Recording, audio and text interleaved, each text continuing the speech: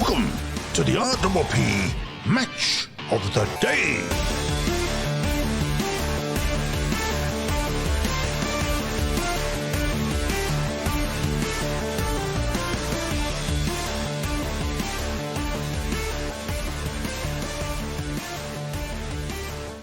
Good afternoon, everybody, and welcome to the RPPFM coverage of the Mornington Peninsula Football League for 2022 on what is a fairly cold and windy and drizzly afternoon. We are at Jones Road, the home of the Somerville Football Club, for this big clash this afternoon.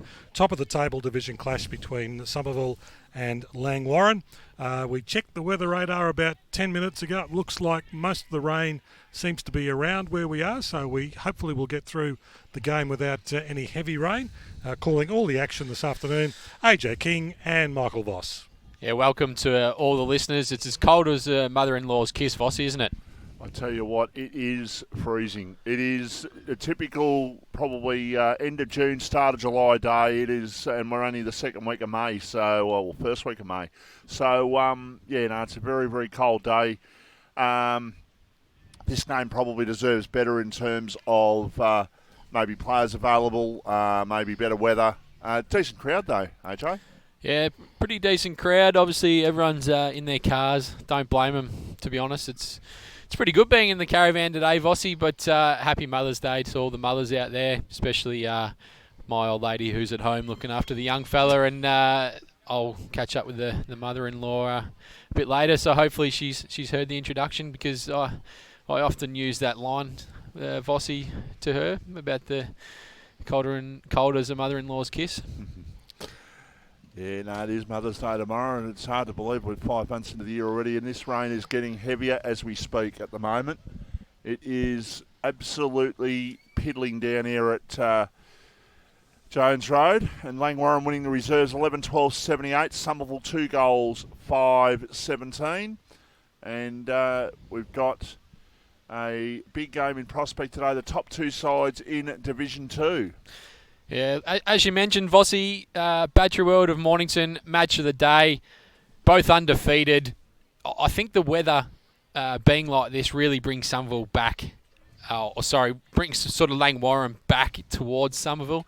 I think the contested nature of today's game will probably really suit Somerville, and some of the numbers that have come through in the first 4 rounds are certainly leaning towards that, but as we know, stats don't make a game, and when the umpires come out and they throw the ball up and we get underway, that's when we know who's going to be on top. But as I mentioned, and as you mentioned as well, Vossie, there's a number of injuries for Somerville at the moment, and it's shown in their development results.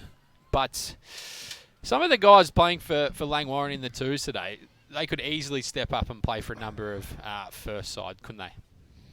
Yeah, look, it's Langwarrin are they're powerful right the way through, aren't they?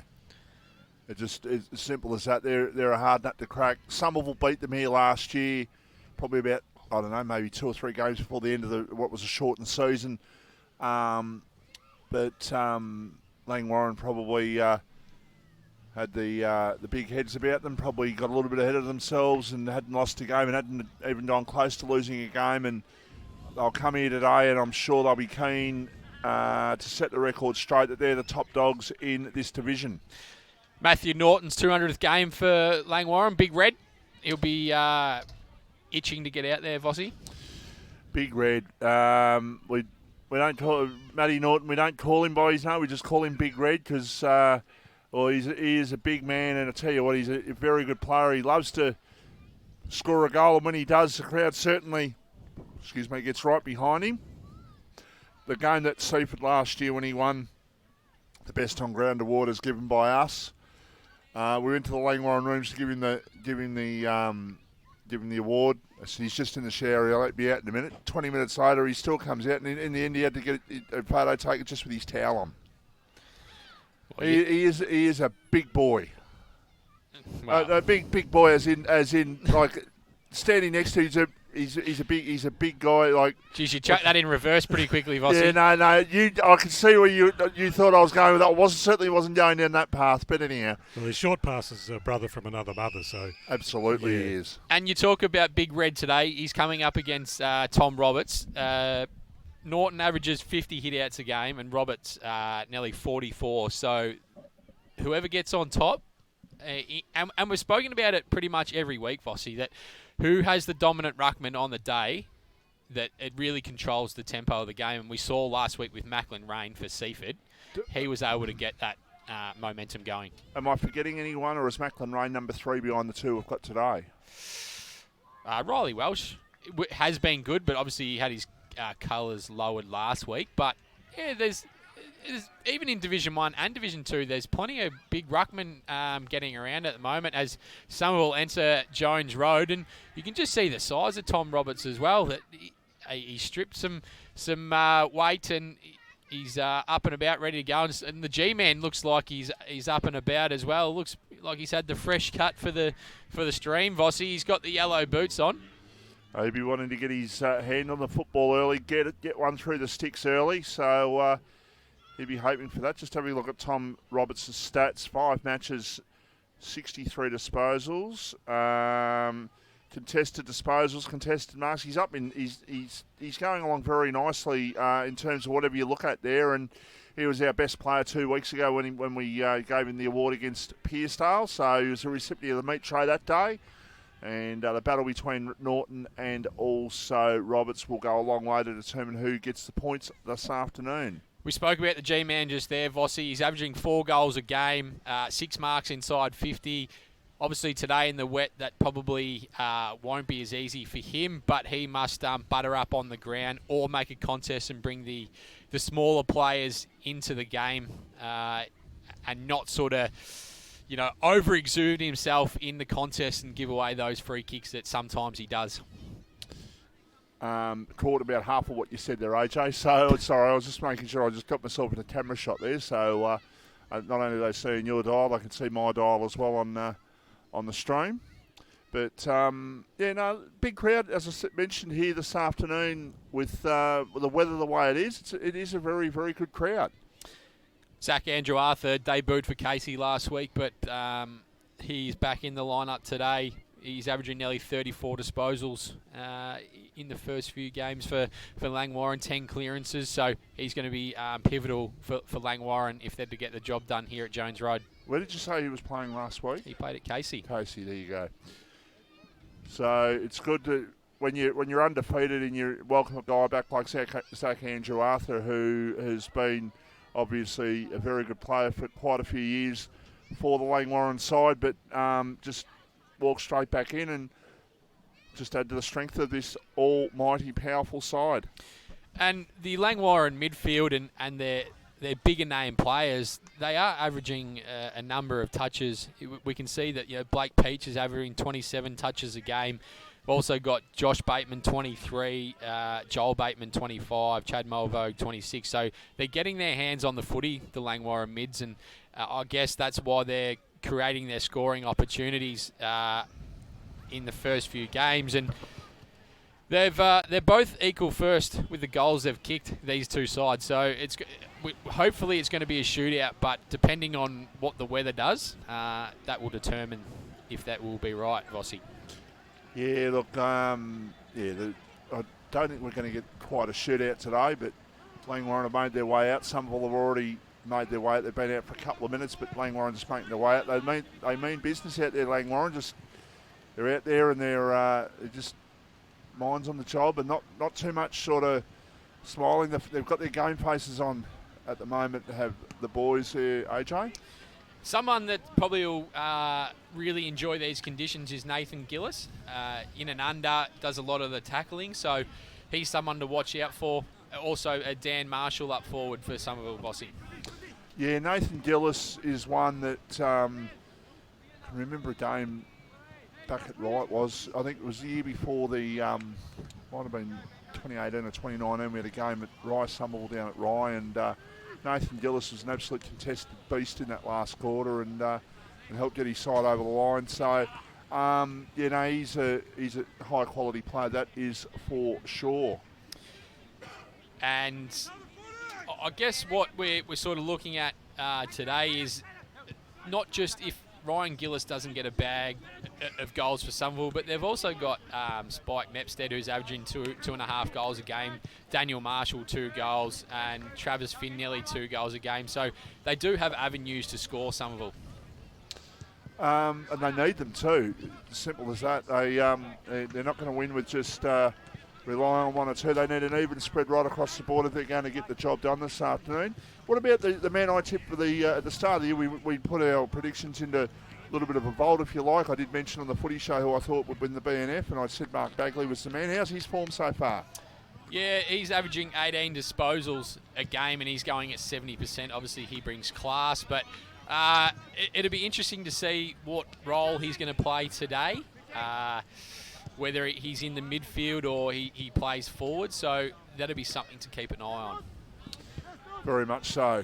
Probably 5 or so minutes off starting this big game this afternoon. We've got some other games to talk about in the other leagues, do we? We've got a full round of fixtures actually in both divisions today. So, yep. Rye, Chelsea down at Rye, Crib Point and Seaford at Crib Point, Hastings and Devon Meadows at Hastings. That's a massive game. That's a massive game for Devon Meadows. That one. That's a big game. 4-1. Yep. Considering Devon Meadows, the next 2 games play Langwarrin and Somerville. Yeah, absolutely, Vossi. I think they've done everything they can at the moment. Obviously, they slipped in the round 1 game against Pearcedale, and they probably, looking back, they probably should have won that. But they got their side together, and it's probably the first real, hit out that they had in a full round, not just a practice game. So they've done really well, but the test will come when they come up against Somerville and Langwarrin. And I think today, this is shaping up to be a great game here, and as you said, there's plenty more across the board that are going to be great games. Yeah, Kringle play Tyab at Tyab, and Mornington are at home to Pearcedale to round off Division 2 games today. Quite a few cars here at Mornington. Yep. For that game. Yep. Well, they desperately need a victory today. Not so many people outside of the car. Obviously, the weather's not really conducive for that, but a lot of cars at Mornington for that game this afternoon. And we can see the umpires heading out there, Vossi. We've got Brent Wilson, Luke Fisher and Rob Ellis, who will be officiating today's game.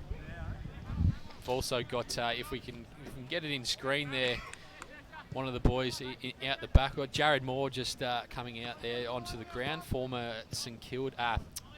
former Sydney player and coach at North Melbourne. So he's back with Langwarrin this year, is Jared. Gavin's his brother? Yep. Yeah. Can't you tell? Well, I'm just thinking back because I think Gav used to go around following him around, watching a few of his brother's games from memory. You could play cricket as well, Jared. Played Frankston Peninsula first. I think it was at 16. But footy he obviously chose and did a right out of it. Guys, the Division 1 games today, Pines play host to Bond Beach, Dramana host the Bombers, YCW play Rosebud, Mount Eliza host Sorrento, and Edie Aspendale host Red Hill today. I'll tell you who's another very good cricketer, Jacob Wettering. He played 1 game in the first at the end of a season, but he can play cricket, and if he ever, for some reason, ever finished his football career, I'm sure he'll go back to cricket. Well, back then when there was Jacob Wettering, there was 2 McDonald's, Nathan and Ryan, the twins. You had Ethan Johnston, you had Brody Simons, I think, in that side as well. Yeah, that side was a quality junior outfit. And the president just out the back said that Jacob Wettering was recorded as the quickest under-18 bowler at the time. Yeah, he's a good man, Jacob, and he always whenever he sees you, he'll say good day and he'll have a chat, and he's not one. He'll have a chat to you, Vossi, because you've played with everyone on just a career about to field. say that he played with him. No, I've got to say I left Etihad Stadium one day, or Marble Stadium, whatever it's called now, and Carlton have been beat by about 100 points since before the pandemic, and I ran into Jacob, and he chatted for about 5 minutes, and he was fine. He was good. He was up for a chat, even though his side had been thoroughly beaten. But that's probably another segment you could probably try, sort of people that have crossed paths in different sports. And yeah, well, there's plenty of talented footy players that are really talented cricketers as well. So, Bossy, another big game in Division 1 today. Frankston Bombers playing at Dramana. They cannot go down again, Frankston Bombers. well, if they go down today, they would have already they've already lost to YCW, they've already lost to Sorrento, and if they lose today, they've lost to Dramana as well. But let's see how the result goes. But I'm suggesting that well, if they lose today, they're 2-4, and whilst it's not impossible for them, not mathematically impossible for them to come back, it's going to be hard for them to come back. They're going to play some very good football from here on to get back on the boat, as it were. And we've just had a look at the radar, and there's a bit of weather around Vossi, a bit coming into Jones Road, and the captains have just been into the middle to toss the coin. So we're not far away from a start here in the Bachelor World of Mornington match of the day, played at Jones Road Reserve here in Somerville. As you mentioned, big crowd. Good to see people up in the corporate box. Vossi having a couple of cold ones. Good to see plenty of people back at community footy. Absolutely, and that far wing, the scoreboard side of the ground, plenty of cars around there, and looking forward to what is going to take place here this afternoon. Tip from you, Vossi? Langwarrin for mine. I'm going Somerville at home.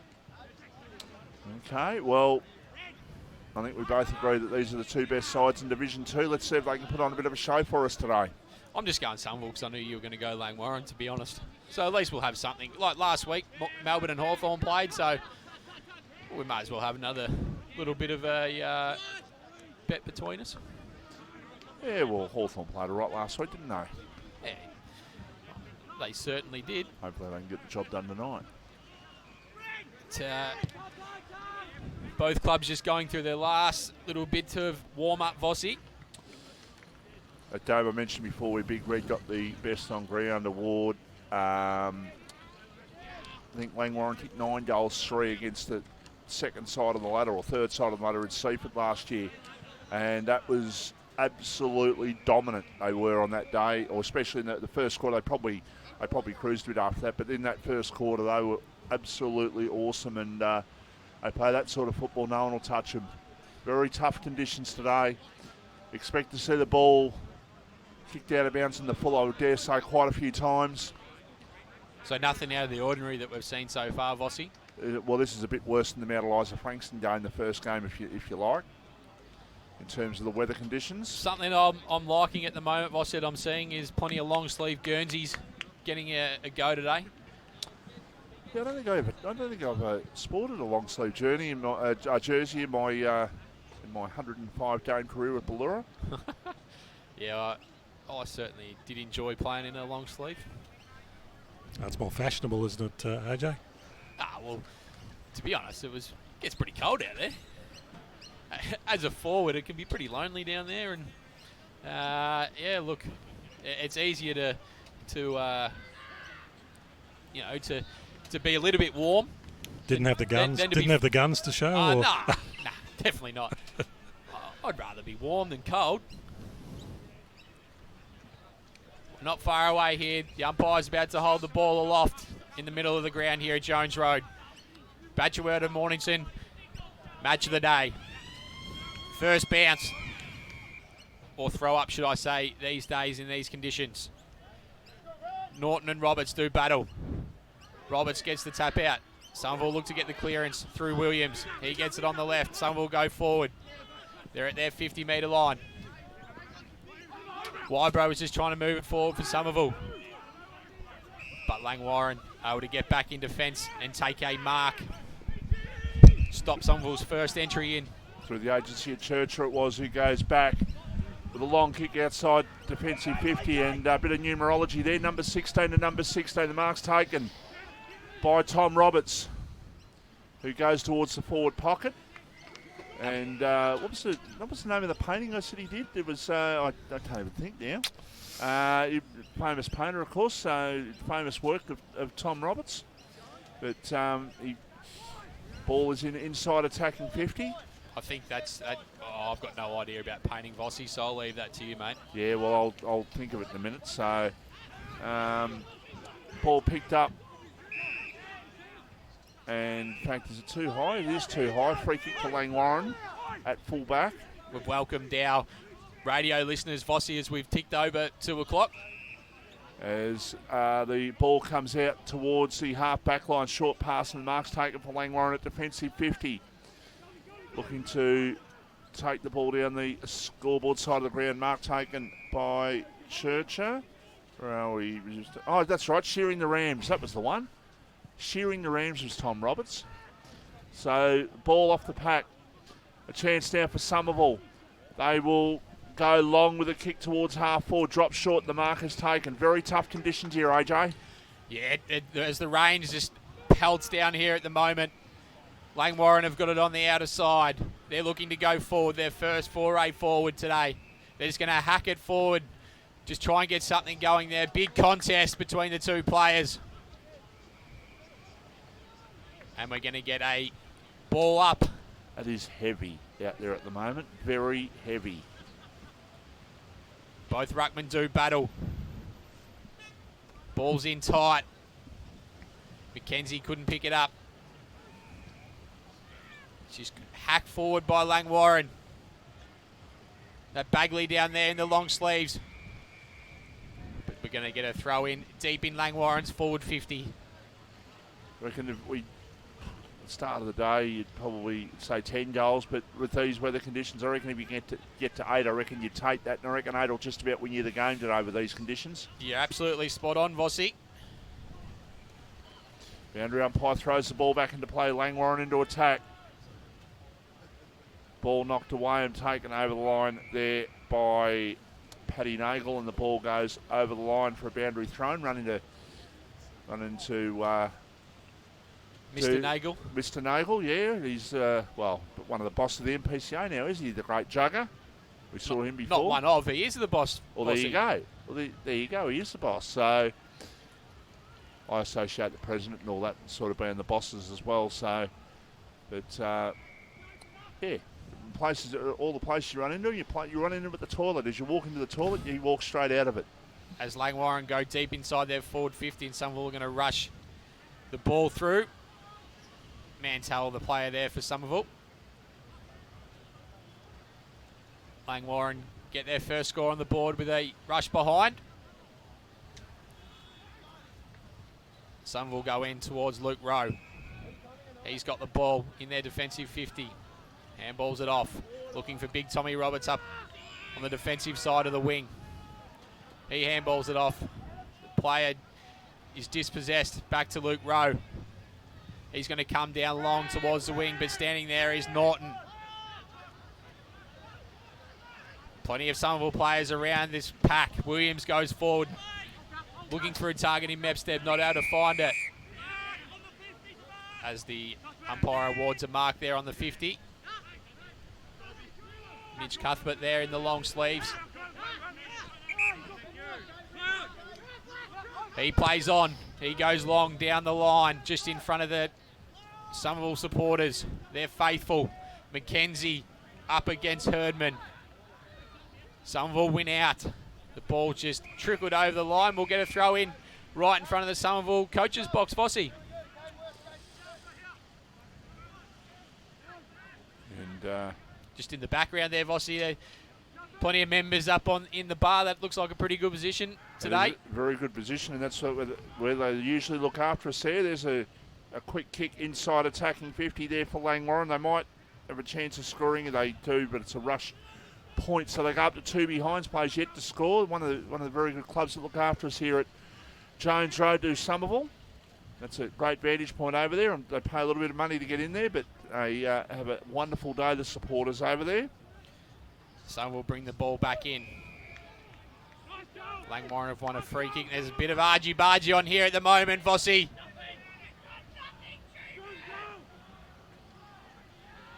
Looks like the player Lockie Sharp for Somerville giving away the free kick.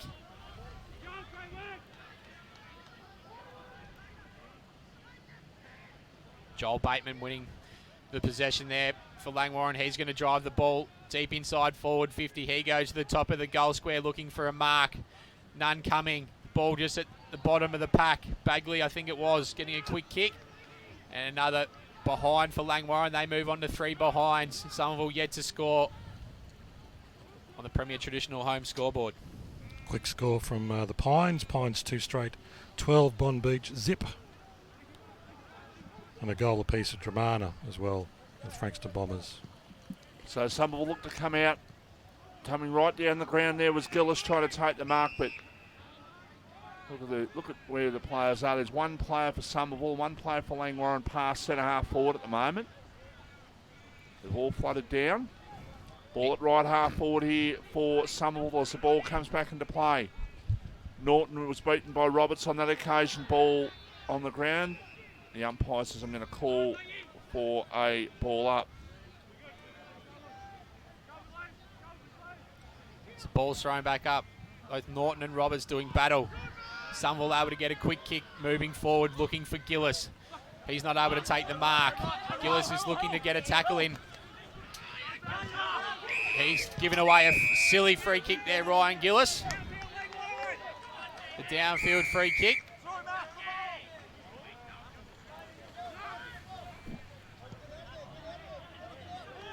Blake Peach is going to take the free kick here for Langwarrin on the wing. I think they paid 50 against Ryan Gillis there. Couldn't have been 50, Vossi. That's only about 15 metres. Well, as Peach goes in looking for a target at centre half forward. Not many marks going to be taken in a pack contest today. We're going to have plenty of balls up. Throughout the day, Vossi. Langwarrin 3 behind, Somerville yet to score. We played 8 minutes in the opening quarter of very difficult conditions here at Jones Road this afternoon. The 2 best sides in Nepean League will put up as best to show they could possibly try for us this afternoon, but it is not easy. It is raining here. It has lightened off. The wind is up and it's making skills to be on show very tough, to state the bleeding obvious, as the boundary umpire looking to bring the ball back into play. Langwarrin into attack inside their attacking 50. It's a boundary throw in which blew away and it gained about 15 metres there for Somerville. Quick kick out of defence, out towards the half-back line. They're looking to load up once again here, Langwarrin. And they go towards half forward, but the mark has been taken. I think that's taken by Nagel by the look of it. So he goes with a kick down the line towards half forward. No mark taken. Ball on the ground. Just apply the pressure, Somerville, to try and keep that ball in there. They do a good job to keep the ball about 55 metres out from the goal. They're attacking and the ball is slapped towards the line and gone over for a boundary throw in. So it's Langwarrin up by 3 points. Premier Traditional Home scoreboard 3-0. We played 9 minutes in the opening quarter. Just a couple of stats for both clubs today, Vossi. Somerville are ranked number 2 for disposals, and they're at number 3 for contested footy. So as we mentioned, this sort of footy will play into their hands, but it looks like Langwarrin have settled first. They're able to just bomb it down the wing on the far side. Mackenzie, he's done a great job this year for Somerville. And he's awarded a free kick.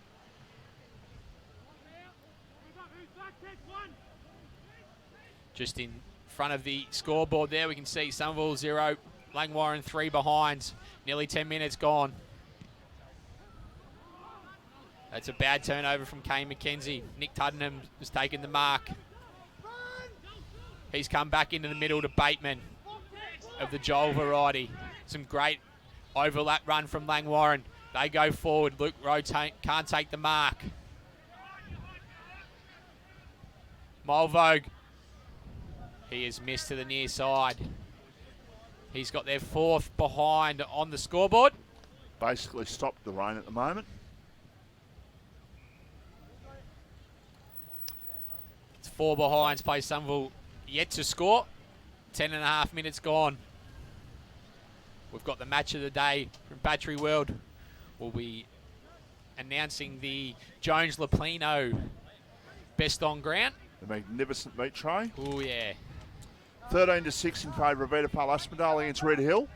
Somerville bring it down the middle of the ground. They're looking for Williams and they've found him just on the cricket pitch. He wheels and goes. He looks to go long, looking for Gillis. He can't get to the contest. He's got the ball now. Just gets the ball out. Plenty of Langwarrin players there. They're trying to just bustle through. Tom Roberts standing in the way for Somerville. He goes back to go forward.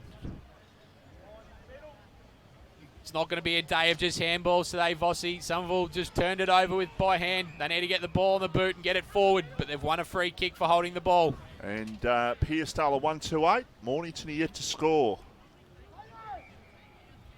Master Susovic not playing, so Sus isn't as concerned today, Vossi. Lucky boy on the egg and bacons. It's Langwarrin, a quick kick. Picked up from Walker Swain there. The umpire's found a free kick. It's going to go the way of Langwarrin. Billy Rolfe playing down back. Normally associate him with playing around a half forward, don't we? Absolutely. Peach, he picks up the ball. He's dispossessed. That should have been holding the ball. Marshall goes forward. Had a couple of players out. If that stayed in play, they were in, but he just kicked that too far. Panicked a little bit with the kick. Man who was running onto it there for Somerville was Spike Mepstead. As we mentioned, had a good start to the year, Mepstead. He was impressive against Piersdale. He kicked 4. Yeah, he kicked a few goals that day, and that was actually out in the full, so he did kick it a little bit too far and didn't get a stoppage there. They will bring the ball out of trouble here, Langwarrin. They go with the kick down the scoreboard side of the ground. Taken by Norton, a hand pass, which was cut off. Chance for Somerville. They will pick up the ball and get tackled. The umpire letting play go on. Still letting play go on as the ball's picked up there by Smythe. It was, who goes towards the boundary line. Just keeps the ball in play there, Langwarrin. A hand pass over the top now. High kick by Bateman. It was Josh towards the attacking side of centre wing. Going off the ground and going off the ground again at Langwarrin. They're attacking 50. The ball needs to be kept in play here for Langwarrin. In fact, they're going to get it. In fact, no, it's going the other way. Free kick to Somerville. And they will clear from the right half-back flank. It's Langwarrin 4 behind. Somerville yet to score, and we've played 14 minutes on the Premier Traditional Home scoreboard. Jesse Walker Swain's had a number of possessions early. Vossi Somerville switched the play. They've done this successfully. Although Langwarrin have got numbers back. They're just going to have to go down the line. Looking for a target. Pack forms. Spoil from Langwarrin. De Merlot's just nutmegged it. The ball is just put forward along the ground, and we'll get a throw in right in front of the faithful here at Somerville, Vossi. Brett Knelt in the background there, just studying the game. Going around, Pye throws the ball back into play. Still looking for our first goal of the game. Even though it's stopped, well, virtually, it's raining a little bit, but virtually stopped compared to what it was. It's still very greasy, very tricky conditions out there, and hard to showcase the skills this afternoon. Somerville's tackling pressure has been good to start. Yeah, it's just need to put a score on the board at the moment, Somerville. They're only 4 points down on the scoreboard, but all the players been with Langwarrin in the first 15 minutes of play and right in front of the club rooms. The umpire says throw it back into play once again. There'd be a bit of amber ale just being consumed in those rooms today, Vossi. Oh, I'd love a beer right now, actually. As the ball's thrown in. Roberts picks it up, gets a quick handball. Tuddenham, he does the same. Jack Yabenko goes forward, but he turns the ball over. And Walker Swain, he's been prominent, as I mentioned before. He puts the ball out in front of Mantell. He's got a battle against a couple here. It's numbers favouring Langwarrin, but the ball's trickled out. We'll get another throw in. For Premier Traditional Homes, just a couple of AFL scores. Richmond 3-3-21, Collingwood 2-3-15 at quarter time, and the Gold Coast Suns lead the Swans 3-6-24 to 1-4-10. The ball's thrown in. It's been caught by the wind. He'll have to do it again. The wind clearly favouring the Somerville end at the moment. They need to get a goal on the board. Langwarrin 4 behinds, playing Somerville yet to score. 16 minutes gone.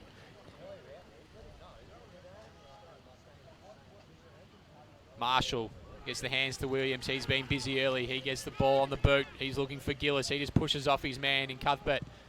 He goes long looking for Brewer or Mepstead. He's pushed off the ball. No free kick coming.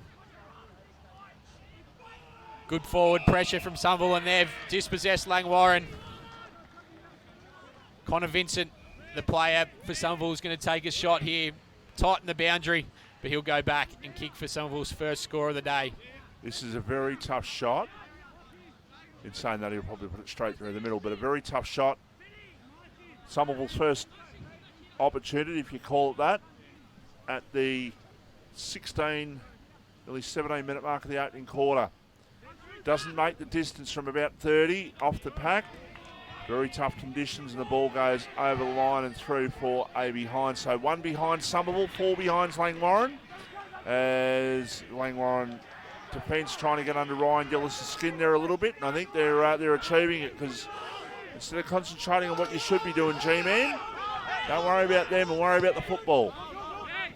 Long kick out of defence, and the ball goes towards the line and goes over for a boundary thrown right in front of where Josh Beard and Blake the Snake will be watching with great interest this afternoon. Good crowd in attendance, and you can see on the shot there, if you're watching this at home, I hope you can stay with us. Jack Yabenko gets his kicks mothered. Dan Marshall puts his body in. He goes for a free kick, but none forthcoming. Herdman gets a handball off. Langwarrin go looking for a player up the forward side of the wing. Ball just bouncing around. Tom Roberts is doing the chase. He just pushes Herdman over the line. We'll get another throw in. Imagine sitting at home and you just go, well, I'm not going to go to the football. I'll just speak. Actually, the football's on the RDP social pages. Oh, we'll just cast it to the TV, open a can and sit back and enjoy your day. Absolutely. As Tom Roberts gets a clear fist away. Picked up from Langwarrin. Peach, he's dispossessed. Ball just bouncing around in these wet conditions. We're going to get another throw in here. 18.5 minutes gone on the Premier Traditional Home scoreboard. Langwarrin 4, Somerville 1.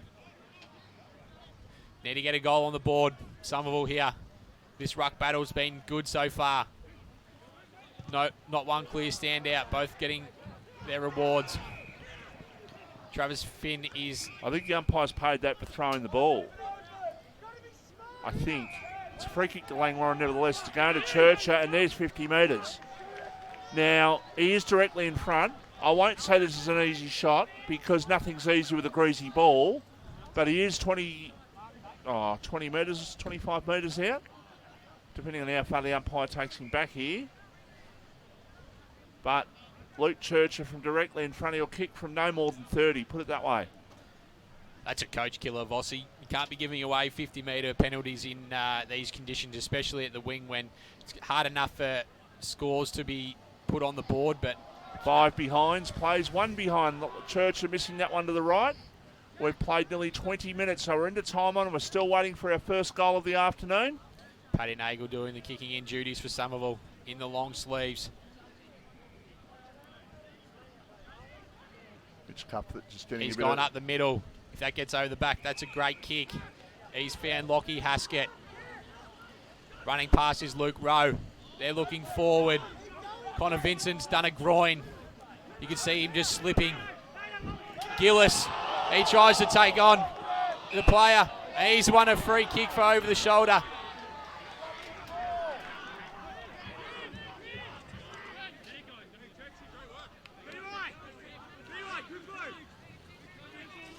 Now let's see whether Ryan Gillis can get on the scoreboard early with the first goal of the game. And the player down is Connor Vincent. He slipped. It looks like he's done a groin. So Somerville are probably going to be 1 down already. in these wet conditions. So Ryan Gillison directly in front. And I'm not sure whether you might be at the MCG. I'm not sure. You're still in your recovery mode yourself. But short pass, your man Mitch Cuthbert. He's got a man crush on Mitch Cuthbert as our short pass. He got some treatment. I think he was getting some treatment on a hand there before. So Gillis directly in front. He's missed. 5 behinds, plays 2 behinds. And There's a big contingent of Langwarrin supporters behind the goals, they Bossy. are giving it to the G-man at the moment. Tell you what, there's plenty riding on this, and it's only round 5, AJ. Oh, absolutely, Vossi.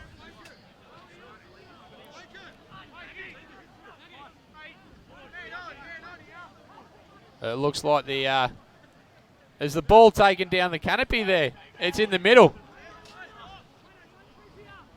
The ball's just landed in the middle and had to do some work there as Billy Rolfe is going to bring the ball back in for Langwarrin. He goes long, looking for Norton. He can't take the mark. DeMerlo picks the ball up. That's clean in these conditions. He looks to switch the ball. Hasn't worked out for Langwarrin. They're going to win the ball back, but it's going back towards Somerville's forward 50. Hamill gets a quick clearing kick, but Mackenzie cutting the ball off. He's been fantastic in defence all year, Vossi. Somerville drive it in, looking for Ryan Gillis. The ball just skids on, and it trickles out. For Premier Traditional Homes boys in the Division 1 games to date, Edie Aspendale 5-3-32, Red Hills 2 straight 12. Big DIV2. And Pines 6-2-38, Bond Beach 1-1-7. Dramanda lead Frankston Bombers by a point, 16-15. And a pity if Cooper DeMerlo doesn't like it. DeMerlo would rather it to Cooper to Shiraz, but that's all right. He might be a Shiraz man rather than a DeMerlo man. It could be, Vossi. Welcome. That's your first that one was, of the day. That was terrible, I know. It was just the first thing I could come up with on short notice. 5 behinds plays 2 behinds. I won't use that one again for the day.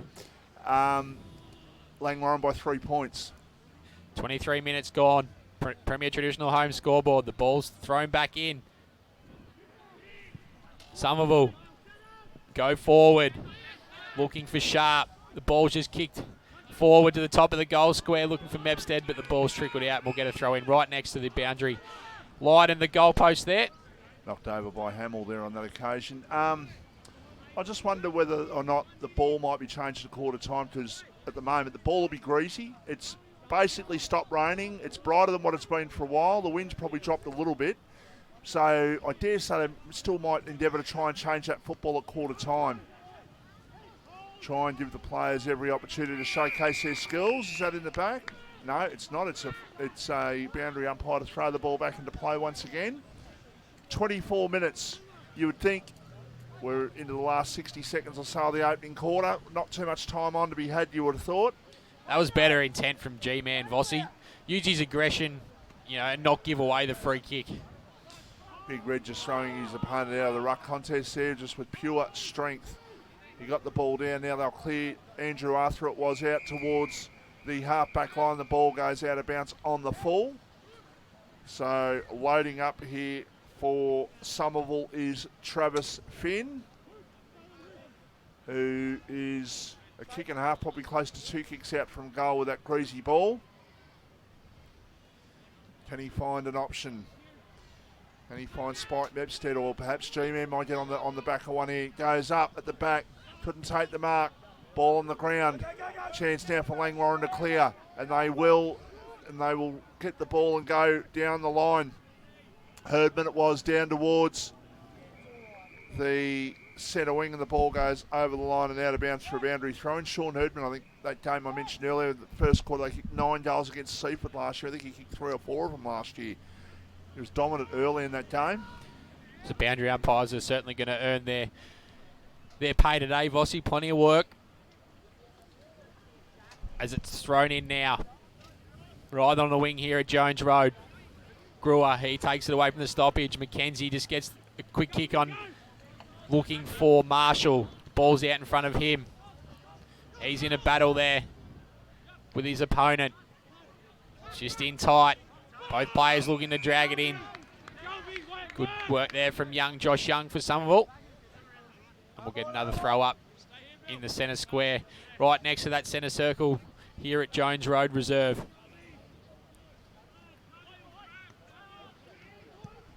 Langwarrin, quick kick. Goes straight up. Lockie Williams is dragged down. Langwarrin go forward inside their forward 50. Couple of players just run over the ball. Luke Rowe, he gets a clearing kick looking for that player in Travis Finn we mentioned just before. But he can't rein it in, and we'll get another throw in on the far side. Just inside the forward 50 for Langwarrin. 26.5 minutes gone here. Langwarrin 5 behind, Somerville 2 behind. Premier Traditional Home Scoreboard. Badger World of Mornington Match of the Day broadcast here. Somerville Langwarrin. Andrew Arthur with a quick kick. Luke Rowe just hacks it forward. He wanted to get a bit more purchase on it. But Mulvogue, he sprays the kick, almost lands on the Commodore's bonnet. And Somerville will get a reprieve from their defensive 50. Through the services of Walker Swain. Long kick out of defence. Out towards defensive 50. Chest mark attempted there for Somerville, not marked. Now quick kick forward. Mitch Cuthbert leading in the race to the ball. Good pressure by Gillis here. He just trotted along behind him, and then when he had the chance, he just bumped him off the ball, all legitimately. Go inside attacking 50 to Somerville. Can they get a late goal before quarter time? We're still looking for our first goal. Short pass, not marked now. They'll go back into attack once again. With that is out of bounds, and that's touched out of bounds for a boundary throw-in. Umpires found a free kick. Vossi going Somerville's way. So ball will come back. 28 minutes in the opening quarter. Langwarrin 5 behind, Somerville 2 behinds. Craig, have you got any scores from around the ground? Yeah, currently. Division 2, Pearsdale 2-4-16, Mornington yet to score. Devon Meadows 1 straight 6, Hastings yet to score. Chelsea 2-6-18, Rye 1-2-8, Karingal 3-8-26, Tyab 1 behind, and Seaford 3-2-20, Crib Point 2 behinds. Oh, Seaford looking a bit stronger, Vossi. They're going to get 2 wins in a row there, Seaford. That'll be good for them. Got the monkey off the back last week, and they're looking like continuing their form. What was the Devon Meadows score? Did you have that one, Crago? Give me 2 seconds and I will get it Devon for Meadows you. were in front. I know they were in front before, but... Give me 2 seconds and I'll bring it back up. One straight goal, 6 over Hastings yet to score. There's a ball, quick kick forward from Dan Marshall. Plenty of players here for Langwarrin, looking to clear the ball right in front of us. Luke Churcher, he gets a kick, going forward. He found Dormer, but he's turned it over. McKenzie goes over his shoulder. The mark dropped from Peach. Andrew Arthur, he gets a quick kick forward. Intercepted from Mantell. Luke Rowe looking for a free, kicking in danger, none forthcoming. And we'll get another ball up inside Langwarrin's forward 50. Nearly 30 minutes gone in the first quarter here. Badger World of Mornington Match of the Day.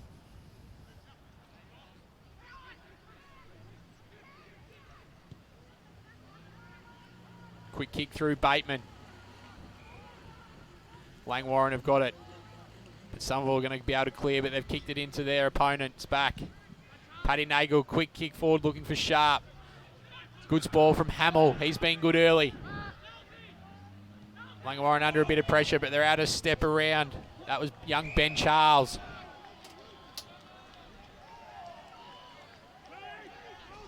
Blake Peach has got a free kick here. Much of the disgust of the crowd of Somerville. And we haven't seen a goal in the first quarter yet, guys. Langwarrin 5 behind, Somerville 2 behind. 30 minutes gone in that first quarter, or played in that first quarter on the Battery World of Mornington Match of the Day. Somerville versus Langwarrin. Tough slog, Vossi. Very much so, and both sides obviously trying to make the best of these conditions, which wasn't easy that first 15 minutes. The last 10 minutes or so it got a bit easier. It stopped raining, winds dropped. Will be a greasy ball out there, but we're still looking for that first goal. That quarter went 30 minutes. So it's Langwarrin up by 3 points at quarter time. 5 behinds plays Somerville 2 behinds, and that is on the Premier Traditional Home scoreboard. We'll go to a station sponsor break and we'll be back to wrap up quarter one and to preview the second quarter, in which we hope to see the first goal scored here at Jones Road on the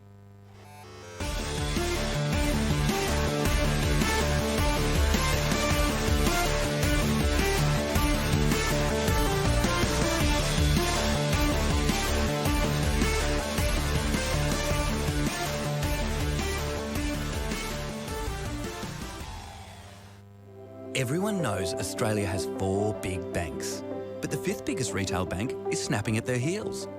It's a bank that's been around for over 160 years, can be found in over 500 locations nationwide, looks after over 1.8 million customers, and is regularly voted one of the most trusted brands out of all the thousands of brands in Australia.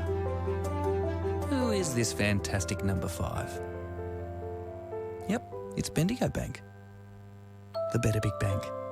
More and more people with a taste for quality are shopping at Eliza Meats. Kevin and his lean team pride themselves on the finest cuts, from juicy steaks and roasts to high-grade mince and sausages. And Eliza Meats are the gourmet specialists. Inquire about Eliza Meats Spitfire. Phone 9787 4473 for a mouth-watering meal fit for a king. It's all at Eliza Meats. See our sponsor Kevin at Eliza Meats, 112B Mount Eliza Way, a station sponsor. Need your property painted, but you don't want to just trust any painter with your asset? Give Wow Factor Painting Solutions a call. We're based on the Mornington Peninsula and specialise in high-quality painting solutions. We are proud members of the Master Painters Victoria and the Dulux Accredited Program. For a free quotation, visit wowfactorps.com.au or call 0475 448 285. Wow Factor Painting Solutions, a station sponsor. Battery World now open in Mornington. We know batteries. We know our 75 D23Ls from our DIN 65 LHs. And we know which is best for you. We have the range and a spark no one else can match, because we live and breathe batteries. Those beautiful boxes and cylinders that power our lives and our passions. That's why we're the batteryologists. We're Battery World. Battery World Shop 1, 43 Mornington Tyre Road, Mornington. At SJS Accounting Strategies in Mornington, our mission is a simple one: to make running your business easier, to get money-related challenges out of the way so you can focus on growing your business. It doesn't matter which business sector you're from, our commitment to helping you grow will be exactly the same. Why? Because our team loves helping businesses achieve their goals. Contact SJS Accounting on 5975 0488 or visit www.sjsaccountingstrategies.com.au. A station sponsor. Dreaming of a cold beer poured straight from the tap? Tar Barrel Brewery and Distillery, located on Watt Road in Mornington, is open Wednesday to Sunday, offering craft beers and spirits produced on site, with local wines and cocktails also available. Come down and enjoy one of their famous wood-fired pizzas in the beer garden. A local taste experience. Tar Barrel Brewery and Distillery, the spirit of local. tarbarrel.com.au, a station sponsor. Here at Bridgestone Select, it's our job to keep you moving with the right advice, a great range of products and service you can count on. So when it comes to tyres, when it comes to auto care, come to Bridgestone Select for service that moves you.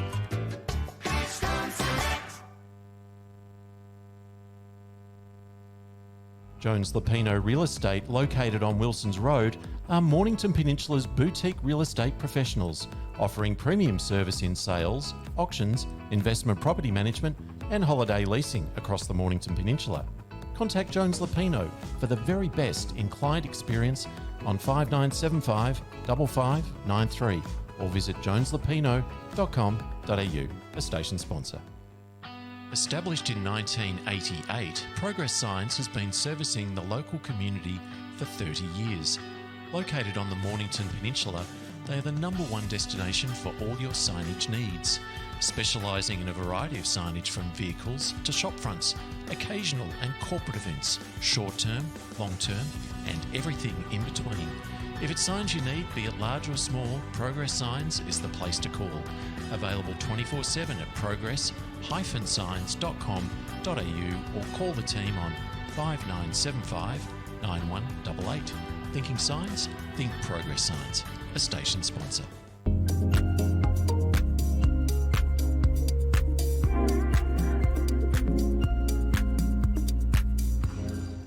And welcome back to our coverage on RPPFM, whether you're listening or watching on our streams to the Somerville home ground. It's quarter time, 5 behinds play 2 behinds here, boys, just for Premier Traditional Homes before we head back for the second quarter. Frankston Bombers 10 points up on Dramana, 33-23. It's a 1 point game at Mount Eliza. Mount Eliza 2-1-13, Sorrento 2 straight 12, Pine 6-2-38, Bond Beach 3-1-19, Edie Aspendale 6-1-37, Red Hill 2-0-12. And just quickly in the AFL, Richmond Tigers 6-7-43, Collingwood 4-4-28, and Gold Coast Suns 4-6-30, Sydney Swans 2-6-18. We'll get some Division 2 scores for you soon. Tough slog in the first quarter, Vossi, but the rain has just started to fall again. It has. And we can see that Blake the Snake and Josh have been having a big chat to their forwards at the moment. Just at the quarter time break, and what they've done is they're setting up the forward line quite wide here.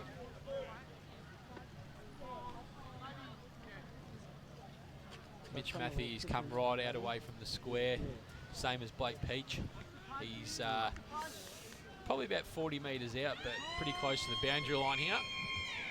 They're probably looking just for that quick kick forward, and they can run onto it as the ball's thrown up to start the second quarter. Bateman gets a handball. Herdman drops the mark for Langwarrin. Somerville able to just get back. Herdman drags it in. Gillis handballs that out for Somerville. They've got the momentum through Haskett. They've gone up towards the wing looking for Finn. But he's overrun the ball, and Langwarrin able to take an intercept mark. But Gillis, he drops the mark for Somerville. Brewer gets the hands off to Williams. Quick kick, smothered. Herman looks to run onto the ball for Langwarrin. He just wants to get the ball forward. Pretty scrappy to start this second quarter, like the first, Vossi. Yeah, very tough conditions, AJ. Langwarrin up by 3 points, 5 behinds plays Somerville 2 behinds, early stages of the second quarter. There's an opportunity maybe for Langwarrin. They go over the top of the ball now. They kick the ball towards the top of the goal square. The two Somerville players spoiled each other. It gave an opportunity for Peach. He dropped the ball, and now the ball is seen towards the line there by the Somerville defence and goes over. That rain starting to come in again, Vossi. Getting a bit heavier. Quickly give you those Division 2 scores, boys, for Premier Traditional Homes. Pearsdale up by 4 points over Mornington. Devon Meadows lead Hastings by 29 points. Chelsea 3-7-25, Rye 1-3-9. Karingal 6-8-44, tie up 3 behinds. And Crib Point and Seaford 3-2-20, Crib Point 3 behinds. Ball just bouncing around in Langwarrin's forward 50. They're trying to get the ball to the top of the goal square to put pressure on their Somerville defenders. They do that now. But Nathan Gillis taking an intercept mark for Somerville. He's going to go out wide. He's turned the ball over. Andrew Arthur's got it now. Just outside the forward 50 for Langwarrin. He goes in, looking for Herdman, but he's given away a free kick for in the back, and Somerville will get another reprieve.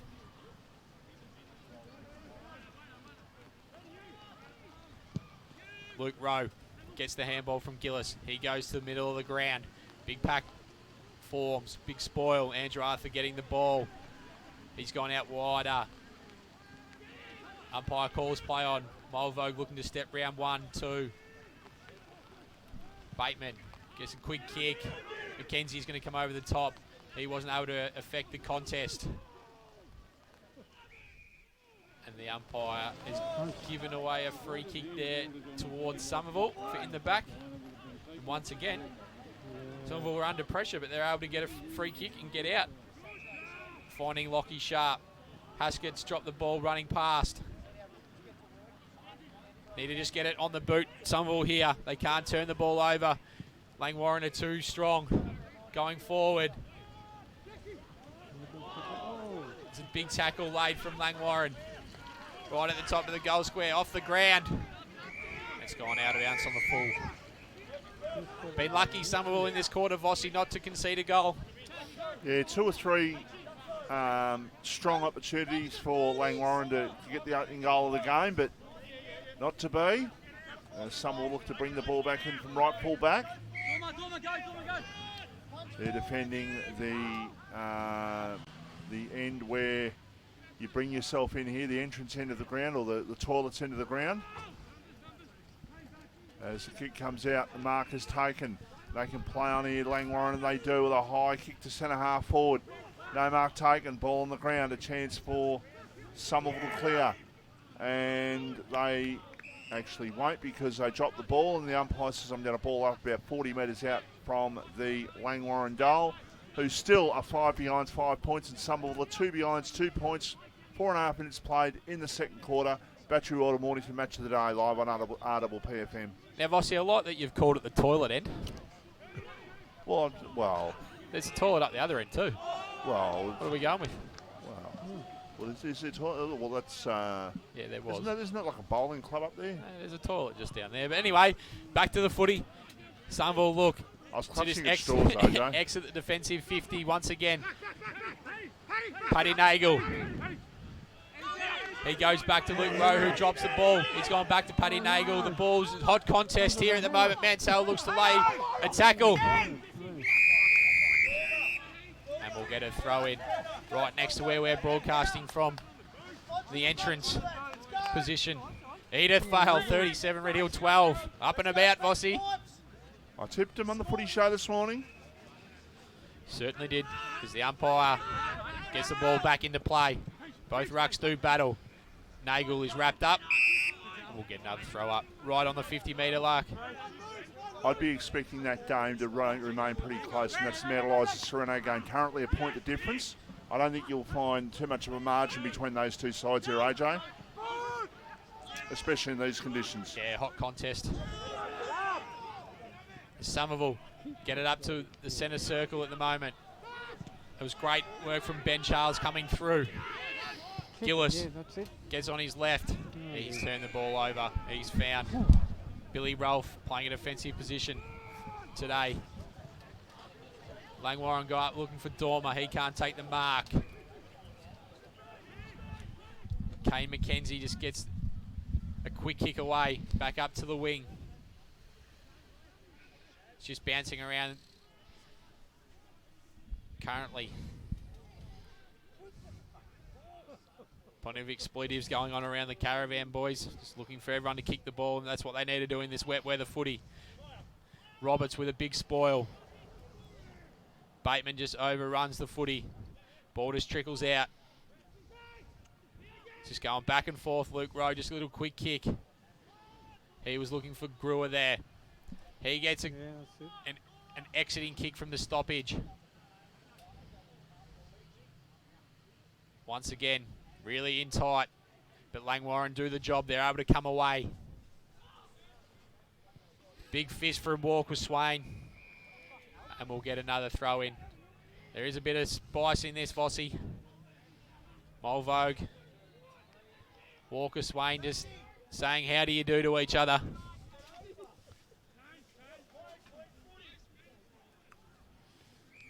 So still looking for our first goal. We've played 7.5 minutes in the second quarter. Rain coming down a little bit here at Jones Road. Long kick towards Herdman. Couldn't take the mark. Road applied a good tackle there.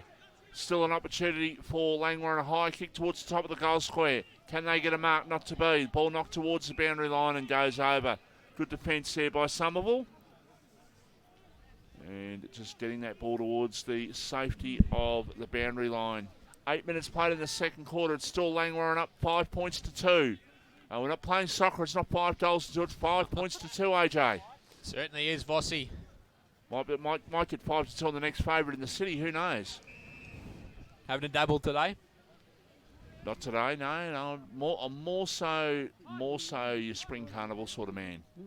That sort of operator. When it's on. When it's on, it's on. When the good races are on. Paddy Nagle's going to bring the ball back in for Somerville. The young fella there in the back of the white car just huddled over. Has found a target. I tell you what, would have been a great place to be this week. The Bull for 3 days. Oh yeah, I saw Campbell Brown doing a bit of work down there. Would have been dangerous. Mepstead, he's looking to dispossess the Langwarrin defenders. The umpires have picked out a free kick here, and it's going to be 50 metres against the Somerville Footy Club here.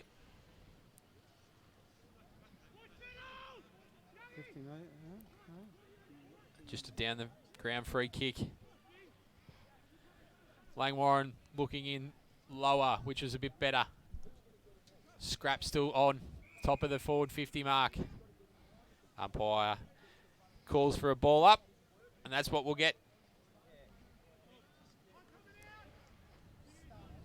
Roberts, Norton doing the ruck work. Bagley in there. Marshall laying a big tackle. We'll get another ball up.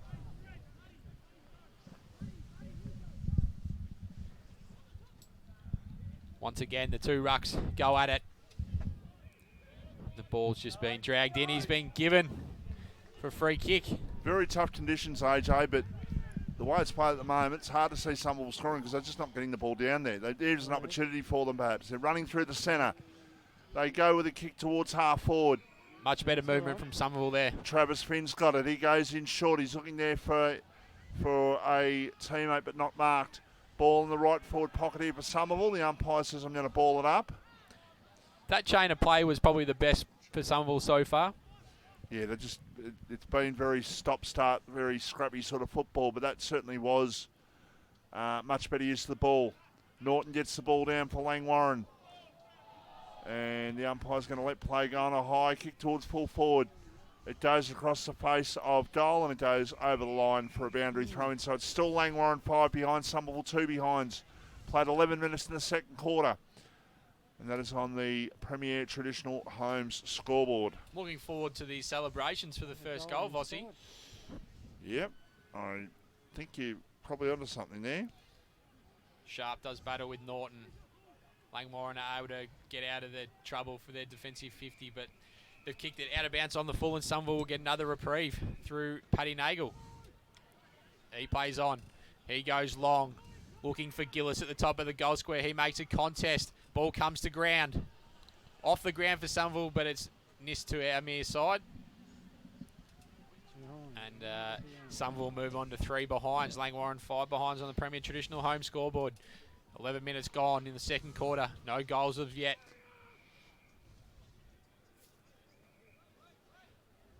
Suns up by 13 points in the AFL. Who would have tipped that? Pretty scrappy kick, but it works for Langwarrin. They're going to win a free kick for over the shoulder, going against Nathan Gillis on Mark Bagley. Mornington have bounced back, by the way, boys. They're a point behind Pearsdale into the second quarter. Ball driven long. Somerville at the back here. Mulvo is the one out Langwarrin player, and he's just about won it against 5. He's laid a good tackle on Luke Rowe. Very scrappy. Blake Peach just extracts the ball from the contest. It's a horrible kick, but they might get away with it here. Langwarrin. Somerville, sorry. They've been able to clear out wide to Paddy Nagle. He's just going to slow the tempo down. They can't bite off too much. They're gone again. Mackenzie's dropped the marks. Norton getting the big spoil in. Brewer. Jack Yabenko for Langwarrin. Going into the forward 50. Luke Rowe for Somerville. He's able to get a quick handball out. Haskett will get the ball now. He's exited the defensive 50 for Somerville. He gets a handball over the top. He gets the give and go. He goes long, looking for Gillis. Or Mepstead, not able to take the mark. Good pressure from the Somerville forwards, though. We'll get a ball up just inside their forward 50. Somerville defenders just biting off a little bit too much at the moment, Vossi. They need to just get the ball long. Whoever adjusts to these conditions is certainly going to be having the advantage in this game, that is for sure. The ball goes towards the line and stays in play, and Langwarrin will try and get the ball out of trouble. They look to go down the line. They lost control of the ball right in front of where the Somerville interchange bench is. If you've just tuned into this game and you think, well, what's going on with the weather? Like, is there big mud patches out there? Is it hard to do anything? Well, it's Langwarrin 5 behind, Somerville 3 behind. So played 14 minutes in the second quarter. The ground, you don't see, there's not a blade of mud out there. There's not one bit of mud out there. The problem is we've got a greasy ball with wet conditions, although it's not really raining now. Greasy ball with a little bit of wind out there as well, which is making it really tough. It certainly is, Vossi, and Langwarrin and Somerville both have soccer clubs, and someone might be mistaken to turning it on thinking it is soccer, but no, we're down here at Jones Road Reserve watching the local footy. So kick out towards half back. Ball not marked now. Chance for Langwarrin. They can go through the centre through Andrew Arthur. He goes high with a kick towards half forward. That's a great mark. And going back where Angels feared to tread, but just taking the mark and playing on. Haskett has been good. That's Jake. He goes in short. He's got a teammate out there on centre wing, and the mark has been taken by Mitch Mantell, who's got it right in front of where the crowd is congregating on the centre wing. Here's a hand pass over the top, and now they go at goal to Somerville. It's rushed through for a point. So it's 4 behinds, plays 5 behinds. We've played 15 minutes in the second quarter. And can someone kick a goal and actually wake me up, AJ? It's a bit like that, Vossi, but Kane McKenzie's been fantastic down back for Somerville to start this game. He is cut off a number of intercept marks, and he does it time and time again, Vossi, every week. He's probably the best defender in Division 2 at the moment, I would think. So Langwarrin looking to go across the face of the goal, and they do. Out towards the left back pocket, the mark has been taken. They can switch play once again. They go back towards the goal scorer, and the mark has been taken there for the Langwarrin side. It's been taken by Matthew Payenberg. They turn the ball over though. Now Somerville with the opportunity to go forward towards the left forward pocket, ball on the ground. A chance now for Langwarrin once again to win out. They go towards the right back pocket, towards right half back flank. The mark has been taken. They can play on down the line, and the ball just, well, as if they were just going for distance and just meterage. Ball over the line. 16 minutes played in the second quarter. It is Langwarrin up by 1 point, and we're still without a goal.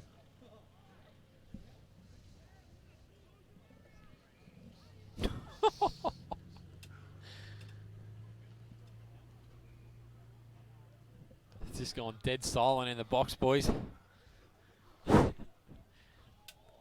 That's a big hit against Daniel Marshall for Somerville.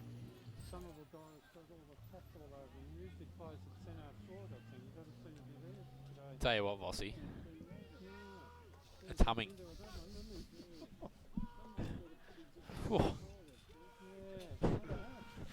I might just pick the chair up and move a couple of feet this way, mate. Yeah, well, that's fine. Just let the listeners know what's happened. That's all right.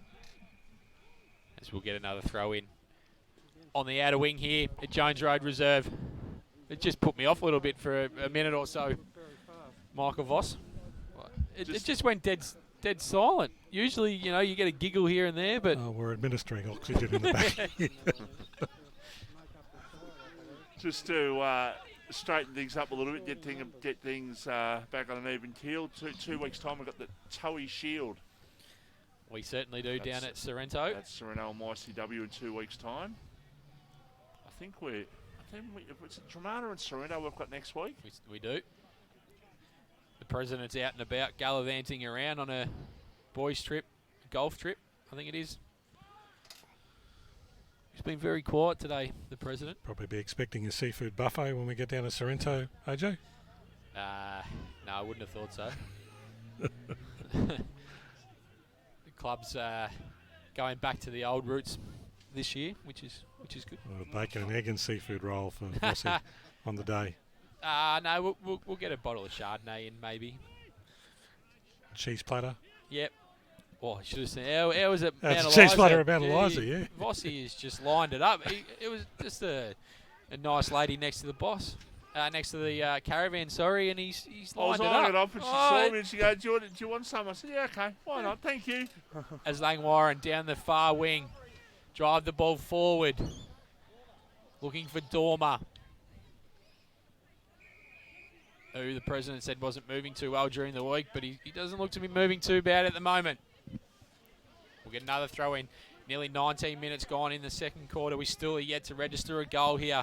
5-4, and yes, this is the local AFL, not the soccer Vossi. We've got a 9-point thriller as opposed to a 9-goal thriller in the soccer. But to be honest, they've still scored more than North Melbourne, these two. Oh, wow. Rub it in. I don't know what the lowest is in. Well, the first Friday night game was 1985, was North Melbourne and Collingwood. But the teams that have played Friday night, I reckon that would be one of the lowest. I don't know exactly what it'd be, but it'd be one of the lowest scores ever on Friday night football in nearly 40 years. Well, mate, it was a late game, so technically it could have moved over into Saturday morning. Ryan Gillis looking to go forward. He's dispossessed. He goes over his shoulder. The Somerville forward there looking for a free kick, but none forthcoming. Big Tom Roberts gets a handball away. Stolen by Mulvogue. Langwarrin go forward again, but standing in the road is Luke Rowe. Somerville are very lucky to have Luke Rowe. Haskett, McKenzie down back today. They've rebounded a lot so far. Just as the sun starts to poke out Vossi through the clouds. Just brightening up a little bit here at Jones Road. Nathan Gillis lays a big tackle on Billy Rolfe. The Somerville crowd just getting a bit louder. They're just getting a bit looser. They're getting a bit drunker. And after all the criticism you gave me about 5 minutes ago, well, as soon as I've done what I've done, and all of a sudden it's cleared and it's sunny out there now, I just managed to have a bit of silence in the van, and now all of a sudden we've got some sunshine out there. Maybe Royce Hart has brought the sun out. Ball back into play. Rucks do battle. Bateman is out here. He enters forward 50. He's looking for Langwarrin's first goal. They've got it, Vossi. We finally have a goal. 1-5-11 Langwarrin. Somerville fall behinds, and we've played 21 minutes in the second quarter. And the goal kicker there, AJ? That was Josh Bateman. Boys, just quickly, a Division 1 update for you for Premier Traditional Homes. Frankston Bombers 39, Dramanda 26. Still a point in it at Mount Eliza. Hasn't had an updated score there for a while. Pines 44, Bond Beach 20. Edie Asp 37, Red Hill coming back 26. AJ, do you get a lot of those spam messages, those incorrect voicemail messages and all that on your phone? Get plenty. Oh, plenty, mate. They're annoying, aren't they? Absolutely. Maybe another volatile is lined up. Oh, I tell you. Somerville looking to get there first on the board. They were trying to go inside forward 50, but Langwarrin are going to rebound it. They've been dispossessed by Somerville. Williams, he goes inside forward 50. He's missed. You notice what I found, though? Facebook yesterday. One of my Facebook friends, she got hacked, and they've also hacked into a group chat. So not only are they getting it into the group chats now, it's like it's just getting annoying. Well, apparently there's 100,000 of those texts and calls a minute coming into Australia. And how many of those would pick up? I certainly don't, but I'm sure there are people that do. Unfortunately, it's the oldies that probably get scammed because they don't really know what's going on and the technology at the time. So yeah, look, I think the telcos are investing a lot of money in it. So. That's all I'll say. I know some people that have been scammed, and they're much younger than what you're describing there, AJ. Somerville, inside forward 50, looking for Mantell. They got Travis Finn out. They've missed him though. They're going to register their 6th behind. Mornington have hit the front against Pearcedale, 5-3, 5-2, 32, 3-8, 26. Devon Meadows still in front of Hastings by They're back 12 points. That's the first word I've heard Suss say Rye all in front day. He's actually got a smile on his face too. Rye have hit back against Chelsea too, 4-6, 30, 3-7, 25. Let's see if we have an update there for a while. Still lead Crib Point. Billy Rolfe brings the ball back into the middle of the ground. Peach roves the contest. He's got a quick kick. Almost inside the forward 50, 2 kicks. It's out in front of Mole Vogue. He just tries to play it out in front and run onto it. He's trying to win a free kick there. As the Langwarrin bench right next to us want that, and that is the correct decision, Vossi. It was a great effort from Chad Mulvogue. You heard the Langwarrin bench there, and with maybe an expletive or two thrown in there, I think. But if Langwarrin can get their second goal on the board, then 2-goal game is massive. Well, floodgates would have well and truly opened, AJ. You asked for just 1 goal, Vossi. Potentially you're going to get 2. Absolutely. So Somerville still without a goal. Langwarrin up by 5 points. So Mulvogue it is. Has the shot. It fades back nicely. The crowd tell the story. It is a goal, so they do have their second goal, Langwarrin. 2-5-17. Somerville are 6 behinds, and we've played 24 and a half minutes in the second hello, quarter. it's on. It is on.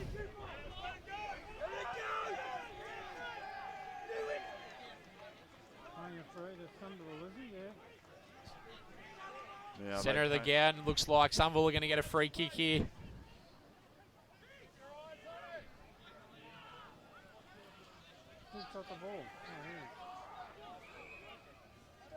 Walker Swain, he gets the hand pass from the free kick. He drives it long, looking for a target, and they've found one. 1 goal, 2 goal. Now potentially Somerville are looking to get their first goal on the board. Vossi, as the crowd noise has just risen. It makes a difference. And the man with the ball for Somerville is Lachlan Sharp. He is directly in front. Can't guarantee anything on a day like this, but certainly an opportunity for them to score their first goal. And do they need it? So you'll kick from no more than probably 25 out. Has the shot, and he misses. He misses. So Somerville are 7 behind, 7 points. Langwarrin are 2-5-17. We've played 26 minutes. You know what we say about bad kicking, Vossi? Is bad football, and bad kicking plus bad football equals volatile Vossi. Oh, I thought you were going to say tired Vossi.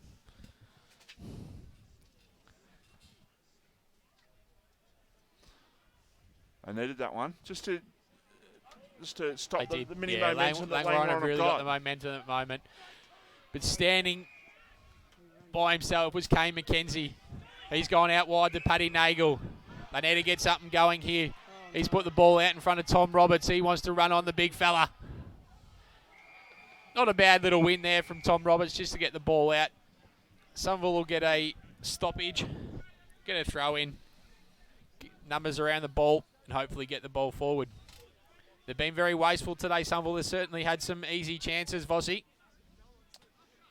Yeah, look, there's been a couple. Both sides have had a couple of gettable chances, but you can never really be critical of a kick a goal on a day like this, especially when the ball's so wet as it is out there at the moment. Somerville had a number of set shots though that dead in front, whereas Langwarrin have been able to kick one from the boundary line, and in a day like this, they're just so valuable to get the momentum up for the side. And you can see that Langwarrin are playing so much more free-flowing football after kicking that goal. Boundary umpire to throw the ball back into play. Langwarrin, can they get another one before half-time? Somerville just need to lock down here. And there is half-time. So that quarter went just under 28 minutes. So Langwarrin with 2 goals in probably 3 minutes around time on then in that quarter. At half-time, it is Langwarrin 2-5-17, Somerville 7 behinds. And that is on the Premier Traditional Home scoreboard. And this is the Battery World Match of the Day, live from Battery World Mornington Match of the Day, live on RD5 FM. And, well, we finally had some goals that quarter, so that at least got the crowd excited. But plenty of feeling in this game, AJ. Oh, isn't there what? The crowd's getting involved. The players are involved. The crowd noise is rising. Vossi's just getting up and about now that there's been a couple of goals scored.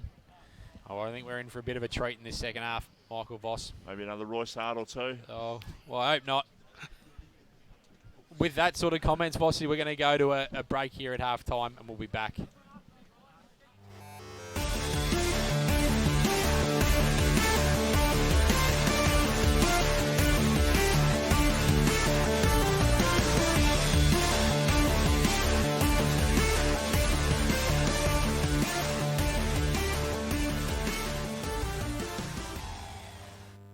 Everyone knows Australia has 4 big banks, but the 5th biggest retail bank is snapping at their heels.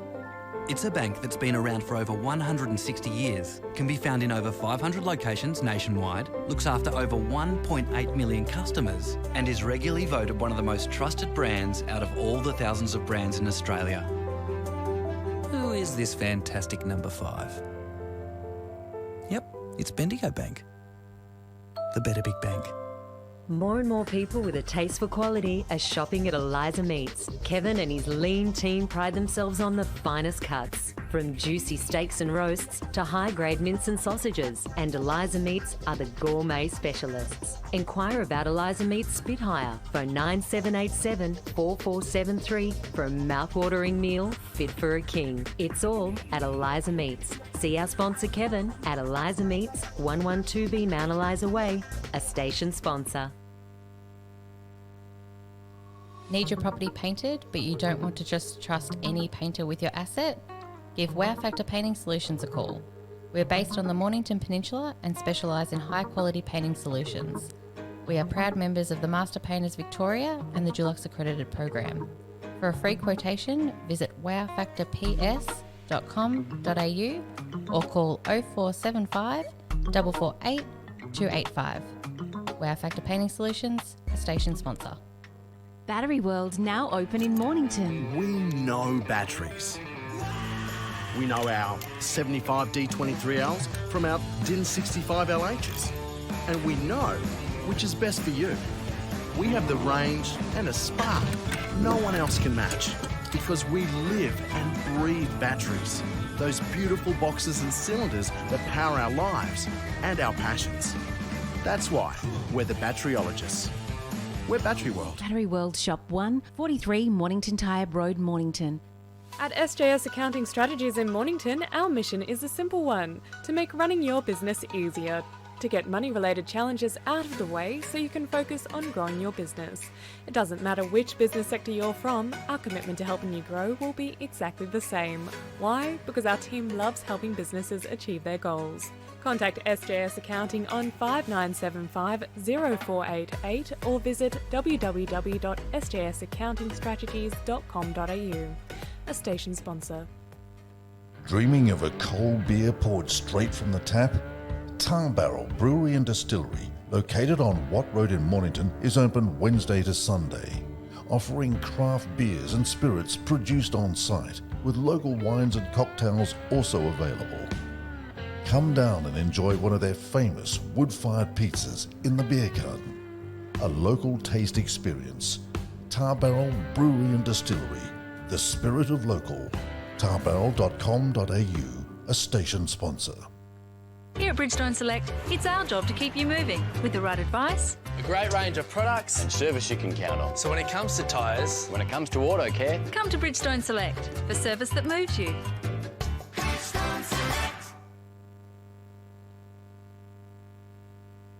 Jones Lapino Real Estate, located on Wilson's Road, are Mornington Peninsula's boutique real estate professionals, offering premium service in sales, auctions, investment property management and holiday leasing across the Mornington Peninsula. Contact Jones Lapino for the very best in client experience on 5975 5593 or visit joneslapino.com.au, a station sponsor. Established in 1988, Progress Signs has been servicing the local community for 30 years. Located on the Mornington Peninsula, they are the #1 destination for all your signage needs, specialising in a variety of signage from vehicles to shop fronts, occasional and corporate events, short-term, long-term and everything in between. If it's signs you need, be it large or small, Progress Signs is the place to call. Available 24/7 at progress-signs.com.au or call the team on 5975 9188. Thinking signs? Think Progress Signs, a station sponsor.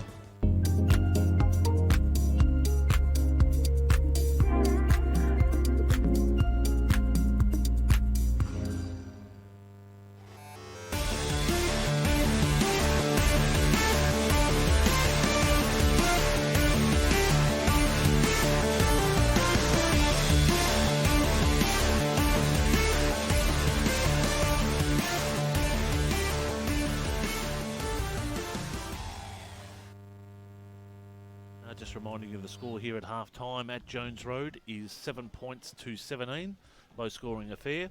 With me here at the moment is Bluey from the Somerville Football Club and celebrating 10 years this year of Breast Intention. Yes, mate, our Pink Day. It's our 10th year. So it started off in 2013 as a slight idea and it's just grown and grown.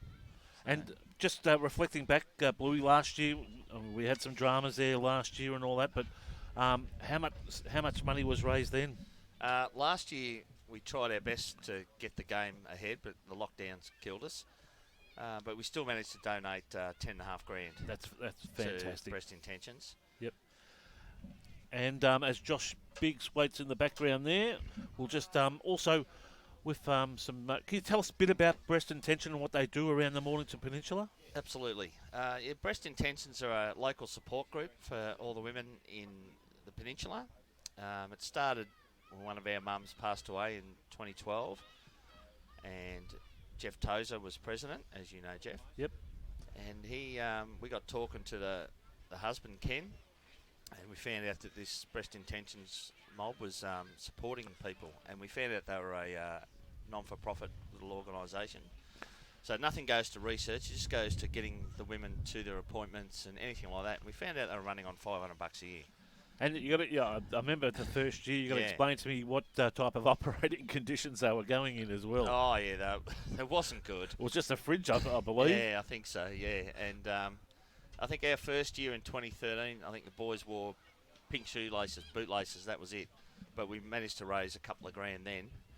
And it's just grown and grown, and now we have 2 marquee games with the eldest boys and eldest girls. And we found out after we donated last year that we've actually given them 38,000 so far. Yeah. And and like I said, we didn't even get to play the game last year. But we got some people helped us out, and we did online auctions last year, and we made a great amount of money, and the whole support from everyone is just amazing. Fantastic. And Bluey, this year, change of tack, still the footy matches this year, but what's going to... Well, this year's our 10th year.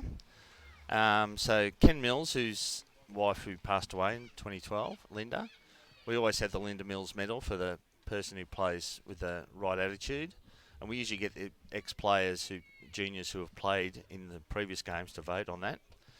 But this year being our 10th year, I haven't put it out on Facebook yet, but I'll tell everyone today that we're having a ball in October at the Frankston RSL. So it's basically one of those things where we'll lock everyone in and no one can get out till their wallets are empty. That's the only way to do it. Yeah. We'll still have our games on the 19th of June. But then Ken was pretty big on having this ball, and I thought, yeah, absolutely. Being the 10th year, we thought that was a pretty good milestone that we've managed to continue this on. Now, I've caught up with Toes around the bowling greens on the Mornington Peninsula. So, he's filled us in. So, RDPFM will be down here. Yes, and we appreciate all your help that you guys do for us. Yep. Absolutely. So, no, that's great, Bluey. So, folks, just keep in mind that around June and October, that the footy matches and culminating in the ball in October, will be jumping in there. So great to have you on the Yes, program. thank you. So to be on our socials, we've got a actual Facebook page, Somerville Pink Day. If anyone wants to look that up, and we take any donations. Like we had last year, someone donated 10 kilos of nails. Yep. Anything, and we just someone bought it, and it all helps. Anything helps. Anything helps. And look, just explain more of what Bluey's are talking about is, I mean, these people go around, give lifts. Yep. Take them to the doctors, get them to doctor's appointment, petrol. Yep, appointments, food on the table. Everything, yep. yep. So sometimes, it's just all support. It's all support for any person going on the peninsula. And, they're a great bunch of ladies. And a lot of them, Jo Lovelock, who started it, she's become a McGrath nurse now, but I was talking to a few ladies last year, and they're becoming counsellors and doing all the courses. So it's everything's there for the women. Fantastic. It's great support. So. Well done, Bluey. We're just going to take a break and have a short message from our sponsors. We're going to come back, have a chat with Josh Biggs from Langwarrin. You're listening and watching RPPFM.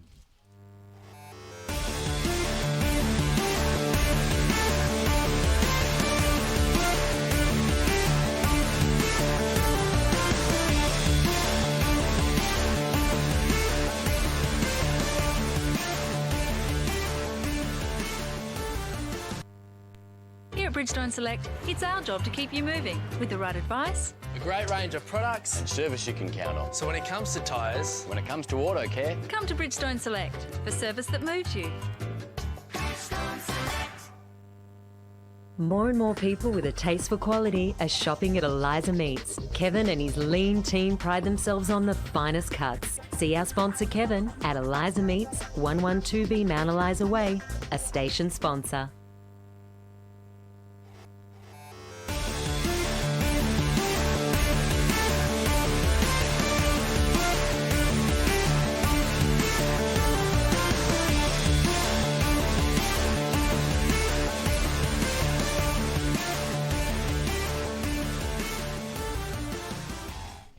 And welcome back, as I finish off a chocolate bar, to the RPPFM. Very nice, it was very nice coverage of our match of the day for Battery World of Mornington, Somerville and Langwarrin. Halftime score, Somerville was at 2-5-17, and Somerville 7 straight behinds. 7, I just was up obviously at the canteen at halftime, and I did notice the Somerville coaching staff coming into the rooms late. A little bit of an on-field meeting before they headed into the room, so it'll be interesting to see how Somerville will come out in the third quarter. Boys, just for Premier Traditional Homes, Collingwood well and truly in front, Richmond well and truly in front of Collingwood. 8 minutes into the third quarter, 10-8-68, Collingwood 5-8-38. And the Suns doing a number on the Swans at the moment. Suns 8-7-55, Swans 4-8-32. We'll get some of those local scores for you shortly. Back to AJ and Vossi. Tell you what, Sus has just done an interview and he's left the door up. It's freezing in here, Vossi. It is, and I tell you what, those two dogs are going to keep warm, aren't they? They've got the Somerville rugs on. They're absolutely loving the rugs on. Absolute royalty. And Michael the dogs just standing there. It's like, yep, I'll have the rug put on me, no problem.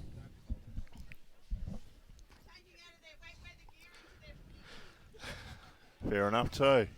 I can tell you, boys, Mount Eliza, that score we were waiting through against Sorrento, 4-4-28. Sorrento 2-3-15 at half time. Pine still in front of Bond Beach. Red Hill in front of Edie Asp. And Frankston Bombers and Dramana. It's a 1-point game at half time. Dramana 41, Frankston Bombers 40. What was the Red Hill score? Red Hill have come back and are leading at the moment. 7-2-44. Edie Asp 6-3-39. We'll get some Division 2 scores for you. Rye in front of Chelsea by 4 points. Hastings are now in front of Devon Meadows. 6-6-42, Devon Meadows 5-6-36. Must be a wind going to one end of the ground there. Mornington are in front of Pearsdale at half time, 33-27. Is that why Sus has been a bit happier? Karingal 70 points up over Tyab, and Seaford are 25 points up on Crib Point for Premier Traditional Homes. We talked about Crib Point improving, Vossi, this year, but They haven't. I don't think they have. Well, they haven't won a game so far, and look, it hasn't been a good start for them, and we're not going to poo-poo. So it's not what we're about. But as I did say at the start of the year, though, when you look at it, all sides recruit. It's a case of some recruit better than others, and there is 12 teams in Division 2. Someone is going to finish on top, and someone will finish 7th, and someone will finish 12th. Absolutely. And just so you know, Vossi, your walker's just out there still, so you'd be pretty pleased with that. Laughing, so that's good. As we're going to get underway here in the second half of our Battery World of Mornington match of the day at Jones Road. Langwarrin players just about in place. Somerville now breaking from their warm-ups. Apparently a bit of tension in the crowd at the moment. Oh, yeah, you could say that. Certainly, still a very close game, but obviously a lot riding on it for both teams today, and the crowd echoing the feelings on the field.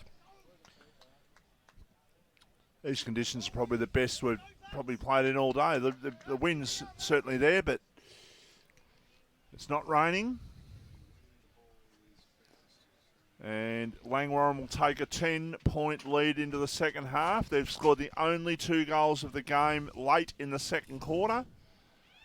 I'm sitting there and going, I don't think in 26 years or so of calling football, I don't think I've ever seen a game where it was 0-0 at half time, and it very nearly was today. Well, you still haven't, Vossi, as Langwarrin get That's the clearance. True. They're going forward straight away. The mark being played to Mark Bagley. We haven't called him too much today, have we? He's been quiet. He goes long. It's top of the goal square. That man again. Kane McKenzie. Been fantastic in defence for Somerville.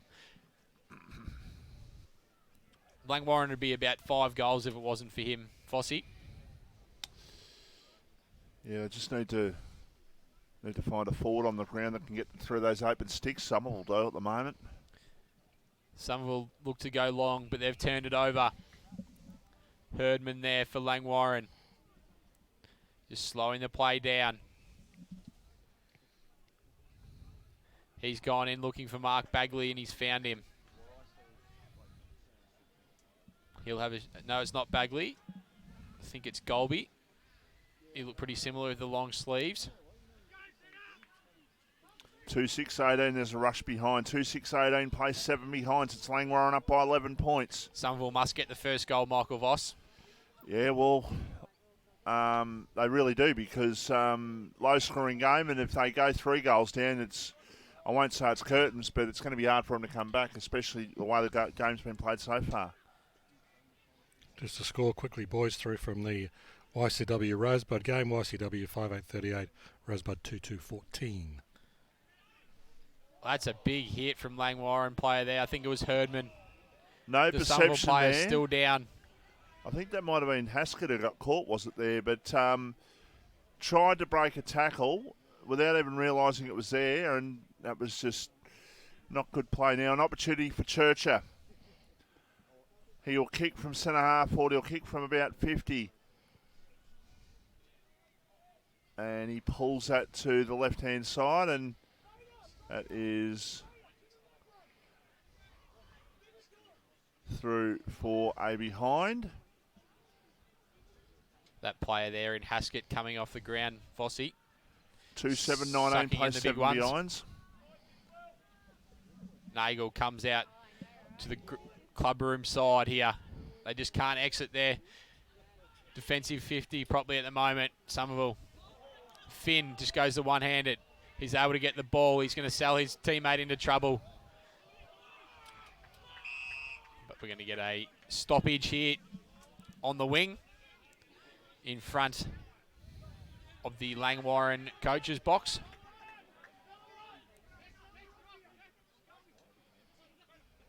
Bateman, he's been pretty good today, Vossi. He breaks away from the stoppage.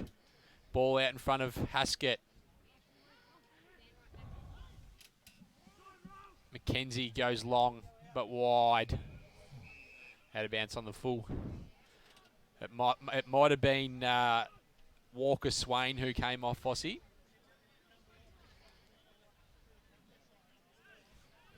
Langwarrin 2-7, Somerville 7 behinds. We've played 3.5 minutes to start the second half. Somerville need to get some momentum into this game as far as they're concerned. They haven't had anything go their way so far. They've missed a couple of opportunities. They've got an opportunity now. They've got a free kick to load up. It's just the attacking side of centre wing. High goes the ball towards attacking 50 and it goes over the top and I think bounces inside the field of play and goes over the line now for a boundary thrown before it did go over.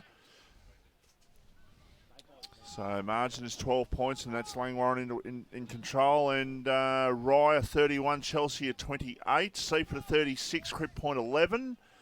Coringal 87, well, boy, that's a big score. Tie of 12. That's a big score in today's conditions, Vossi. Absolutely. Mornington 33, Pearsdale 28. Hastings 42, Devon Meadows 34. There has to be a wind blowing to one end of that ground. Oh, wow. Oh, that's an interesting scoreline. Pines are up by 21 points against Bomb Beach. Very inconsistent at the moment, Bomb Beach, aren't they? Dramana are up by a point against the Bombers. They are. Mount Eliza's by 13 points over Sorrento. Edithvale down by 5 points against Red Hill. And YCW up by 24 over Rosebud. I can tell you Devon Meadows have hit the front again against Hastings. They're 8 points up at the moment. The way that score line's going, you'd have to think it'd be they might need a 4-goal lead at three-quarter time because both sides have had that sort of quarter where they've dominated. Free kick here to Tom Roberts for Somerville. He goes long, looking for a tall target in G-Man Gillis. Not able to find him. Ball just bouncing around. Somerville desperately need to get on the board with a goal. They're not going to in this passage of play. Langwarrin have come out of their defensive 50. They've been able to find Dormer. He goes down the line to a big pack of players. And that is holding the ball. Free kick will be taken there by Haskett. He's been great today, Vossi. His ball smothered. Quick kick, just hack forward.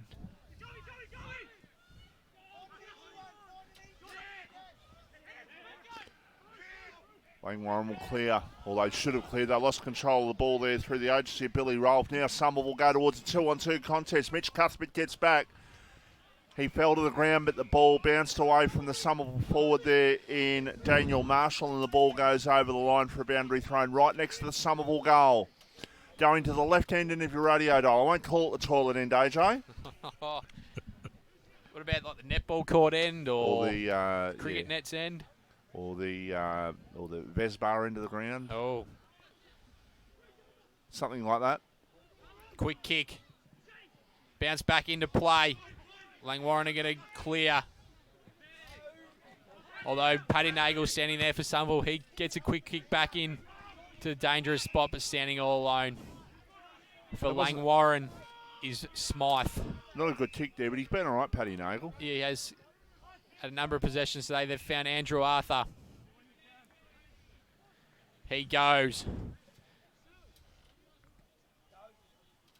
Looking for Mulvogue. And Bagley out there. Just need to get the ball on the boot to Langwarrin. Big tackle from Mark Bagley. Was it just as simple as Casey having a bye today, or just not required? Not required. Okay. Well, I know that Melbourne had all their guys coming back in from their COVID protocols. Of course, yes. Filters down, obviously. Ball back into play. Roberts getting the tap out.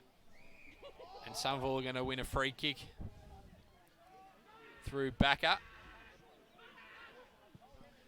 He's looking in short for Lockie Sharp. He provides a big contest. That player there in Billy Rolfe in a bit of trouble. Quick kick out from Langwarrin. They've exited their defensive 50.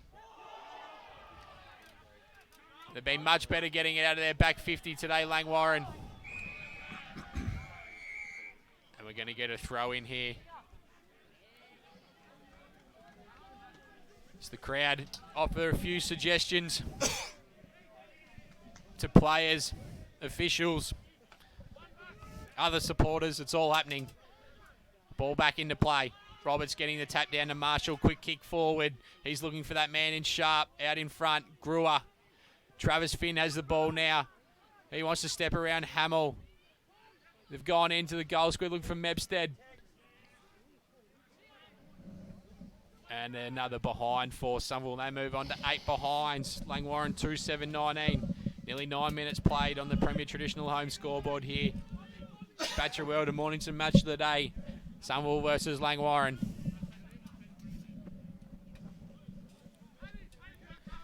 Billy Rolfe to do the kick in here. Not a bad way to get your stats up, Vossi. He comes out wide. My last game of junior football, we played Rye. The fullback had 37 kicks that day. We got beaten by about 236 points. I think we got beaten by. He kicked in after every fullback, every behind scored.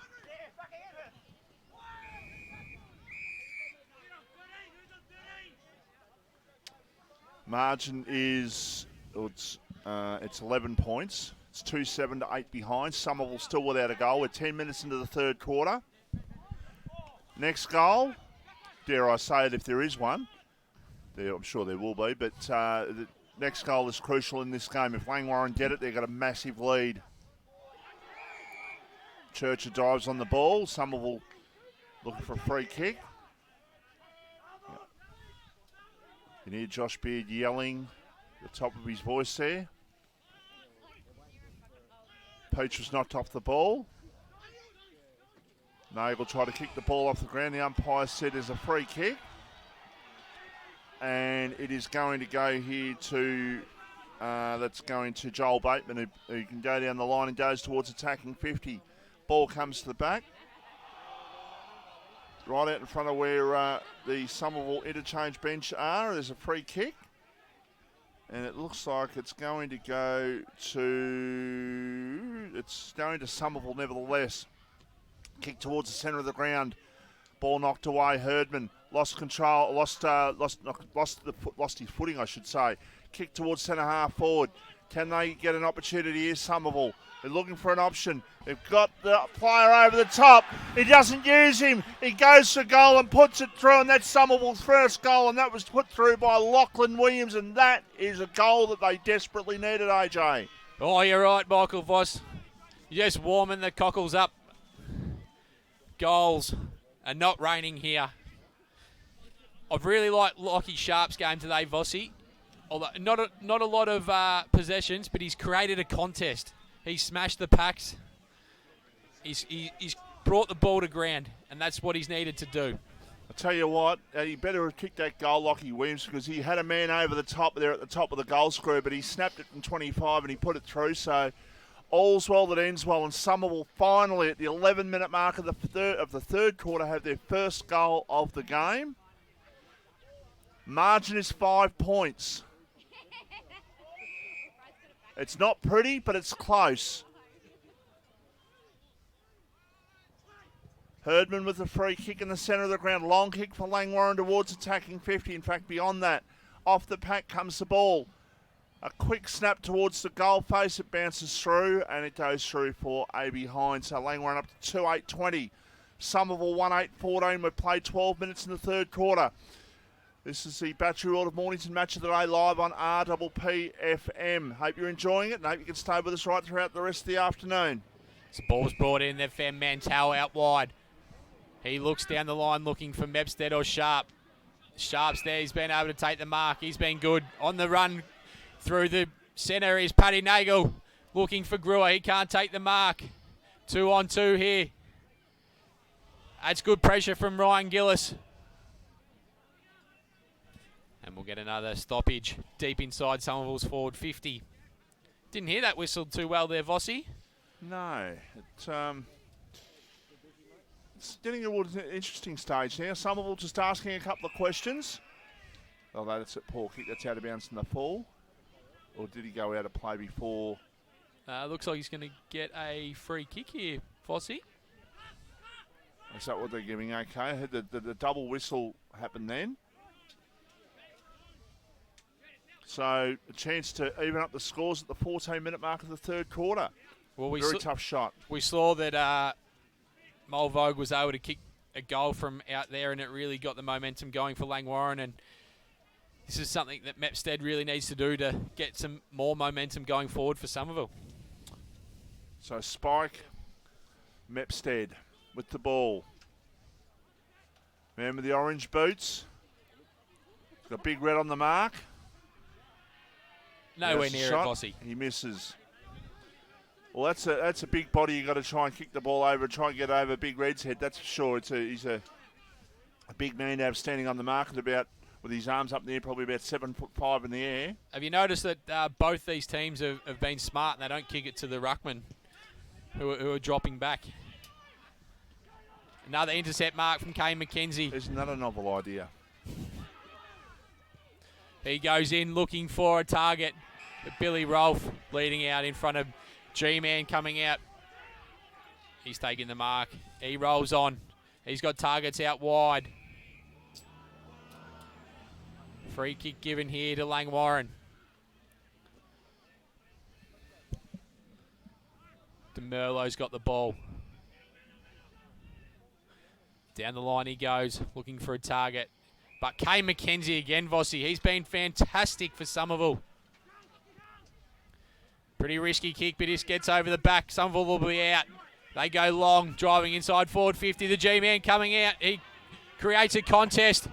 That's got to be holding the ball. Oh, not given. He had a couple of steps there, Vossi.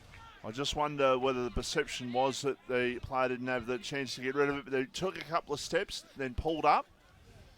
So I think you could definitely argue that there might have been a chance of holding the ball then, but I can understand why it wasn't given, but that is given holding the ball, and that is a holding the ball decision. Langwarrin will get it between fullback and centre-half back.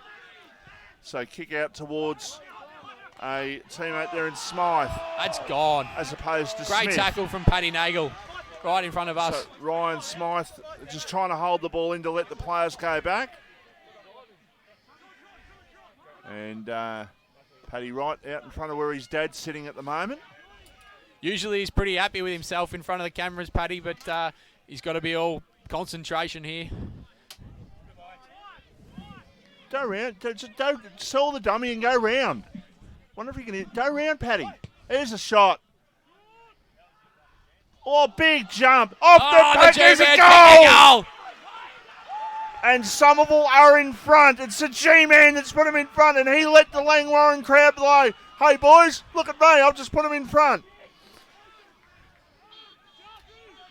2-9-21 Somerville, 2-8-20 Langwarrin. We played 16 and a half minutes. And I'm sure Paddy could have heard us then, but it would have been interesting to see what he would have done there if he sold the dummy, because I reckon he could have got the distance. I think he went to the top of the square, but if he had a shot, he could have got the distance. All's well that ends well there. They got the goal. Exactly right. And he gave it the one-finger salute. Langwarrin getting the clearance through Peach. They've gone forward. They've taken the mark. Chad Mulvogue, he'll go back to answer.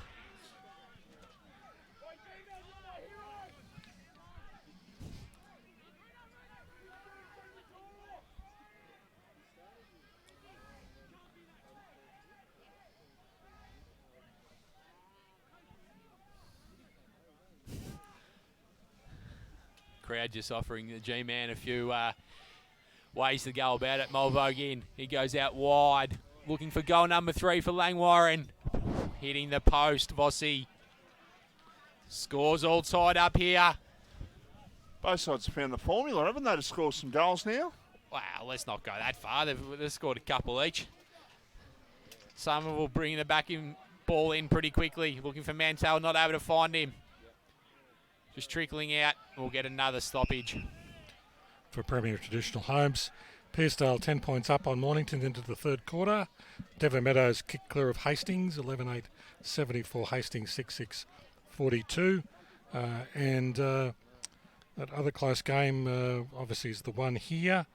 And in Division 1, very quickly, Dramata in front of Frankston Bombers, YCW in front of Rosebud, Mount Eliza 28, Sorrento 15, Pine still in front of Bond Beach, and Red Hill 9 points up on Edie Asp. Somerville will get a quick clearance. Looking for Nathan Gillis, goes over his head. They need someone to run onto it here. Overrunning it is the Langwarrin player. We'll get another stoppage at the top of the 50 here. Yeah, no free kick there, and rightly so. 50 metres out.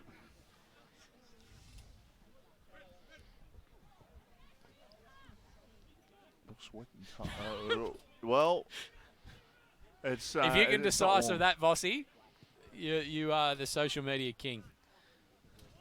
No, I've got no answers for it, mate. Just to the AFL guys, Richmond 88 to Collingwood 59, close to three-quarter time.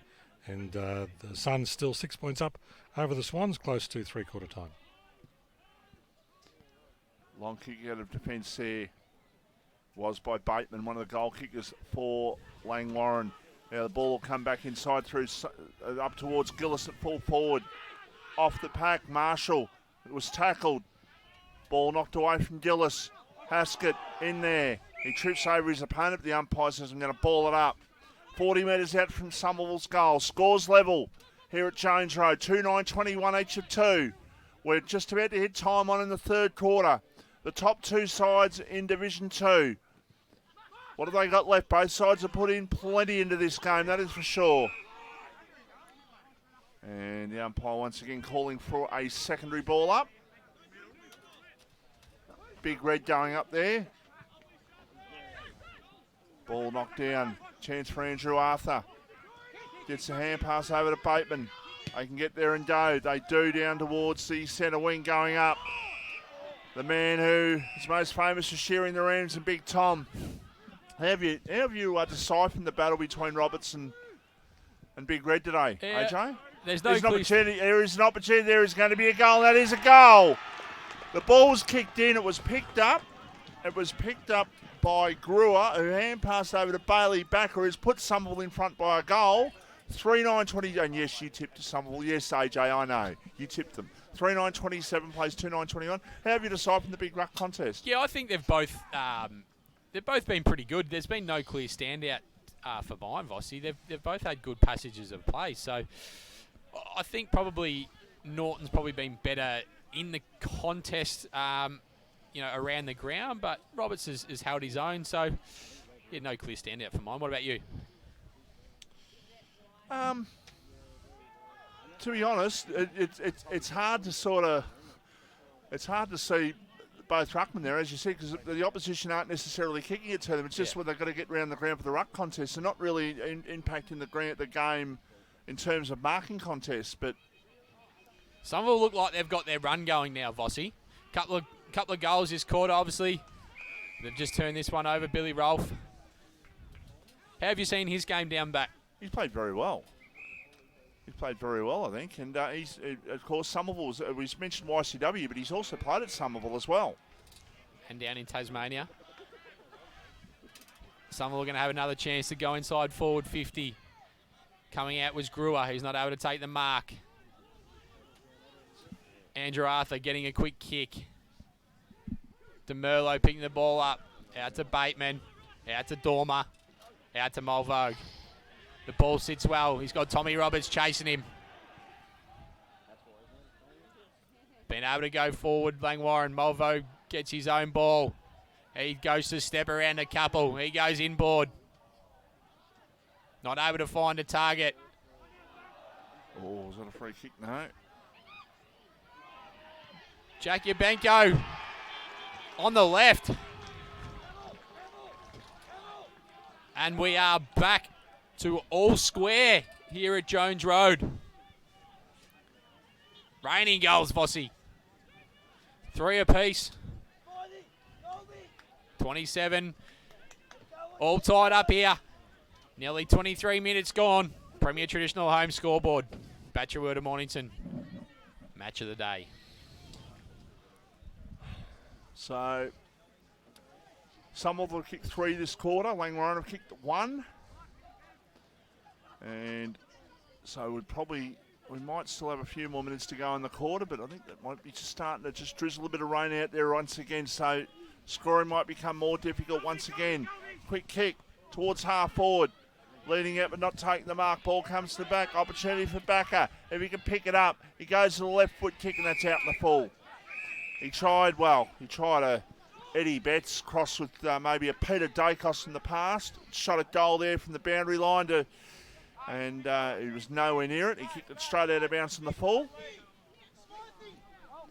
Jake Haskett there just pointing the finger, just saying where you've got to go to your teammates there. As the long kick comes out, Roberts at the back. He got the ball away from his opponent. It's going to be picked up. Oh, he caught one there. Made sure the umpire saw it, Jake, but yeah, well, I'll trust him. I played cricket with him, AJ. I trust him, all right? Of course you did. This is a weekly occurrence, Michael Voss. Well, I had to throw that in there, didn't I? Good. Haskett goes in, looking for a target. Herdman there, taking a defensive mark for Langwarrin, but his kick isn't a good one. Over the top, he's found that man in Haskett. That was actually smart there by Andrew Arthur. He got the ball He over. goes in short. He's looking for Lockie Williams, and he's found him.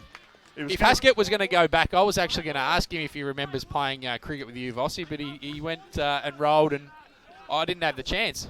I turned Jake into a bowler, actually. Is that why he's not playing cricket anymore? No, he's playing in the twos at Somerville. Oh, there you go. No, I turned him into a bit of a bowler down in the B and C grades. There's Williams looking for Somerville's 4th. He goes back. He's pretty happy with it, Michael Voss. Somerville back out to a 6-point lead here. 25 minutes gone. Premier Traditional Home scoreboard. The Langwarrin crew behind the goals have gone a bit quiet.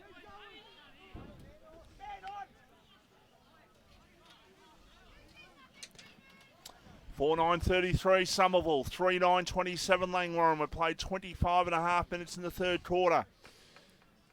Yeah, going back to that one before, Andrew Arthur just got the ball over. He was going to be tackled. He chipped it over. Unfortunately for him, it went straight to Haskett and it set up a goal, but it was smart. He was aware that he was going to be tackled, but it didn't work out the way he wanted to, but it was a good idea nevertheless. Here's an opportunity for Williams for Somerville. Goes to the kick towards half forward. Is that a free kick in the marking contest to Lockie Haskett? No, said the umpire. Now kick down towards half forward. Might have been a nudge. No, said the umpire. Ball comes to the back. Still an opportunity here about 20 metres out from the Langwarrin goal, going off the ground. Had a fresh air kick. Was the player there, Nick Tuddenham, and the ball is going to be balled up in the goal square. We just heard the Langwarrin coach's box ask for man on in the centre, and the last 2 stoppages, Somerville have been able to just walk out and get the ball forward. So, Somerville will clear the high kick, but it doesn't go. It doesn't go 15 actually. It went high, but I said they cleared, but it hasn't gone actually 15 metres according to the ruling of the umpire.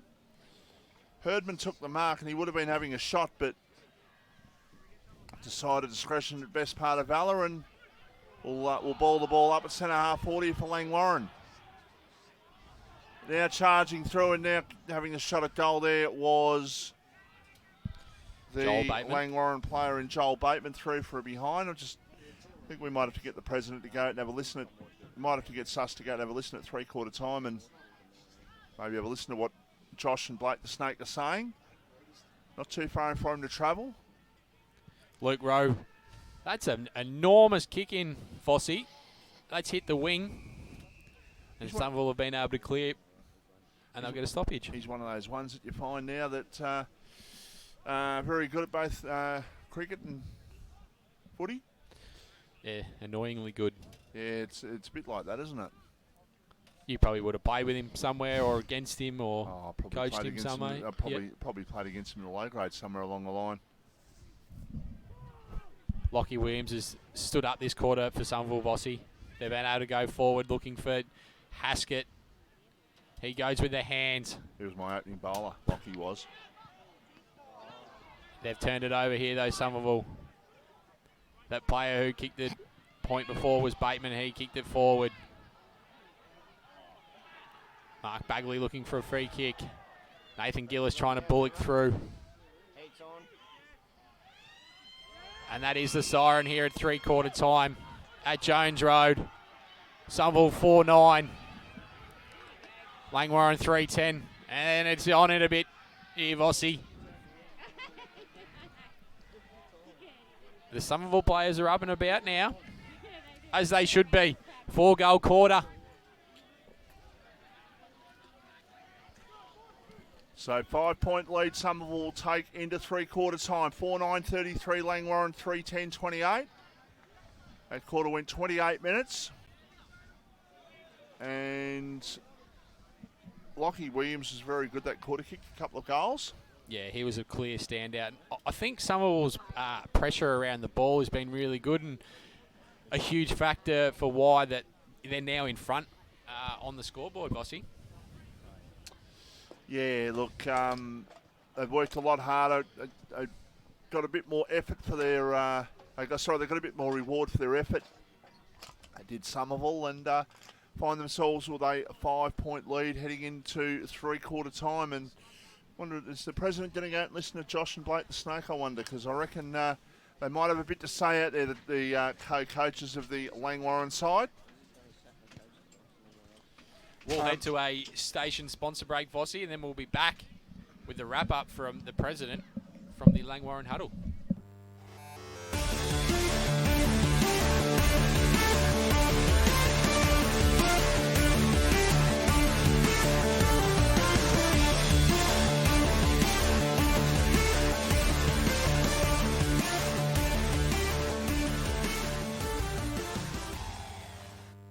Everyone knows Australia has 4 big banks, but the 5th biggest retail bank is snapping at their heels. It's a bank that's been around for over 160 years, can be found in over 500 locations nationwide, looks after over 1.8 million customers, and is regularly voted one of the most trusted brands out of all the thousands of brands in Australia. Who is this fantastic number 5? Yep, it's Bendigo Bank. The better big bank. More and more people with a taste for quality are shopping at Eliza Meats. Kevin and his lean team pride themselves on the finest cuts, from juicy steaks and roasts to high-grade mince and sausages. And Eliza Meats are the gourmet specialists. Inquire about Eliza Meats Spit Hire. Phone 9787 4473 for a mouth-watering meal fit for a king. It's all at Eliza Meats. See our sponsor Kevin at Eliza Meats, 112B Mount Eliza Way, a station sponsor. Need your property painted, but you don't want to just trust any painter with your asset? Give Wow Factor Painting Solutions a call. We're based on the Mornington Peninsula and specialise in high-quality painting solutions. We are proud members of the Master Painters Victoria and the Dulux Accredited Program. For a free quotation, visit wowfactorps.com.au or call 0475 448 285. Wow Factor Painting Solutions, a station sponsor. Battery World now open in Mornington. We know batteries. We know our 75 D23Ls from our DIN 65 LHs. And we know which is best for you. We have the range and a spark no one else can match, because we live and breathe batteries. Those beautiful boxes and cylinders that power our lives and our passions. That's why we're the batteryologists. We're Battery World. Battery World Shop 1, 43 Mornington Tyre Road, Mornington. At SJS Accounting Strategies in Mornington, our mission is a simple one: to make running your business easier, to get money-related challenges out of the way so you can focus on growing your business. It doesn't matter which business sector you're from, our commitment to helping you grow will be exactly the same. Why? Because our team loves helping businesses achieve their goals. Contact SJS Accounting on 5975 0488 or visit www.sjsaccountingstrategies.com.au. A station sponsor. Dreaming of a cold beer poured straight from the tap?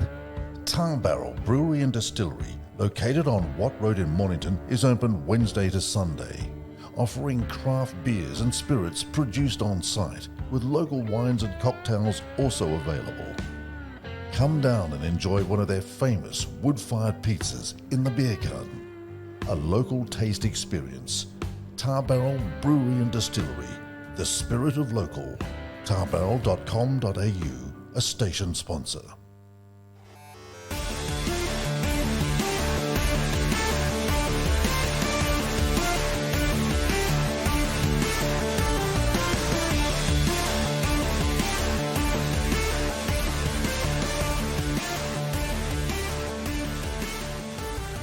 And welcome back, everybody, to the RPPFM coverage of the Somerville Langwarrin clash from Somerville this afternoon. Whether you're watching on our streaming services or listening to us on 98.7 or 98.3, we've got a quarter to go.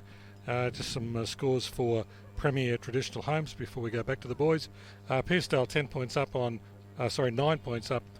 Mornington. Devon Meadows have kicked away over Hastings. They are 39 points up there. Rye 15 points up on Chelsea. Karingal have hit 100 over Tyab. And 41 points Seaford up on Crib Point in the Division 1 games this afternoon. Three-quarter time, Mount Eliza 53, Sorrento 29. Three-quarter time, Pines 53, Bond Beach 39. Red Hill 59, Edie Asp 50. YCW 65, Rosebud 14, and Dramana 3 points up on the Frankston Bombers 62-59. And in the AFL, just quickly for you, Richmond 101, Collingwood 59, 10 minutes into the last quarter, and the Suns still lead the Swans 8 minutes into the last quarter, 67-59. Third quarter, we're just about to start, but we've got Pete Susovich with a report on three-quarter time from the Langwarrin huddle.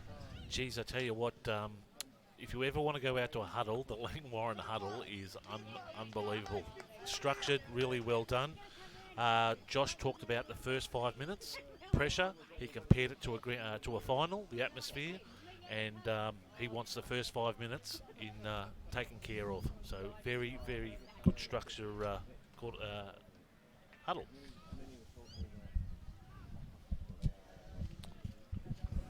He's got other things on his mind. Oh, the president just roaming. Mornington in a close game with Pearsdale. But we're about to start the last quarter here at Somerville, at Jones Road. It is Somerville 4-9-33. They lead Langwarrin 3-10-28. 25 minutes or so of football left in this game. Who's it going to be? And will they heed the message from Josh Beard, as Sus just said? Can they take care of this first 5 minutes and really ramp up the pressure? If there's anything, Vossi, that Langwarrin need, it's a key forward, isn't it? Yeah, well, to be fair, it really hasn't been a day for key forwards, so Ryan Gillis has another... But he's structurally sharp, and Gillis have brought the ball to ground. Yeah, well, that's probably true too. Here's an opportunity, a quick kick, there's a mark. They slipped away at 50, they got the ball in short, and the mark has been taken there, and it's been taken by Cooper DeMerlo, who will go back and have the shot. Is this going to be Cooper de Shiraz or Cooper de Pino? Oh, Cooper Grange, Cooper de Mont Blanc or something like that. But he's got the opportunity. Very good camera work there, BT. Very good camera work. We like that. As a shot, the crowd tells the story. Langwarrin are back in front. We've played not even 90 seconds in the last quarter. Just the start that Josh Beard and Blake the Snake will be looking for there, AJ. Yeah, certainly right, Vossi. They spoke about getting a goal in the first minute or first 5 minutes, and they've done so. And just as the sun is poking through, this is probably going to be the best conditions of the day in the last quarter. Langwarrin holding a 1 point lead, 4-10-34, 4-9-33. Nearly 2 minutes gone in the final quarter. It's exciting. Both ruckmen do battle. Lockie Williams is looking to run onto it here for Somerville. And he's going to be given a free kick. He could go back and have a set shot here, Vossi. The call from the president in the back rows is that the wind is favouring the Somerville end just slightly. Oh, he steps the opponent. Oh, he's done too much. He sprayed it. out in the full. Mornington have hit the front at Pearstale, by the way. 4 points up.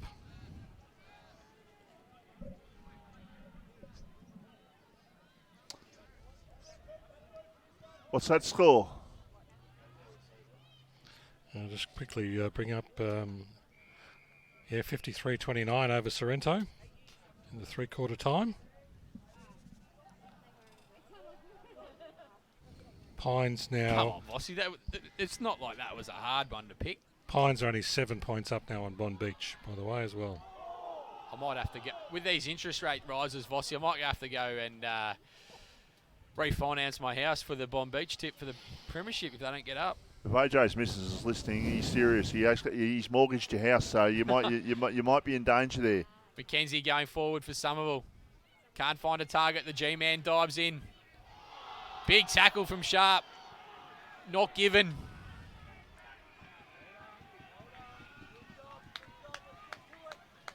Margin 1 point. 4:10:34 plays 4:9:33. Tell you what, if Carly is listening, she would get a bit worried if we're talking about refinancing. Seeing as though I'm in the housing industry, she might think it's serious.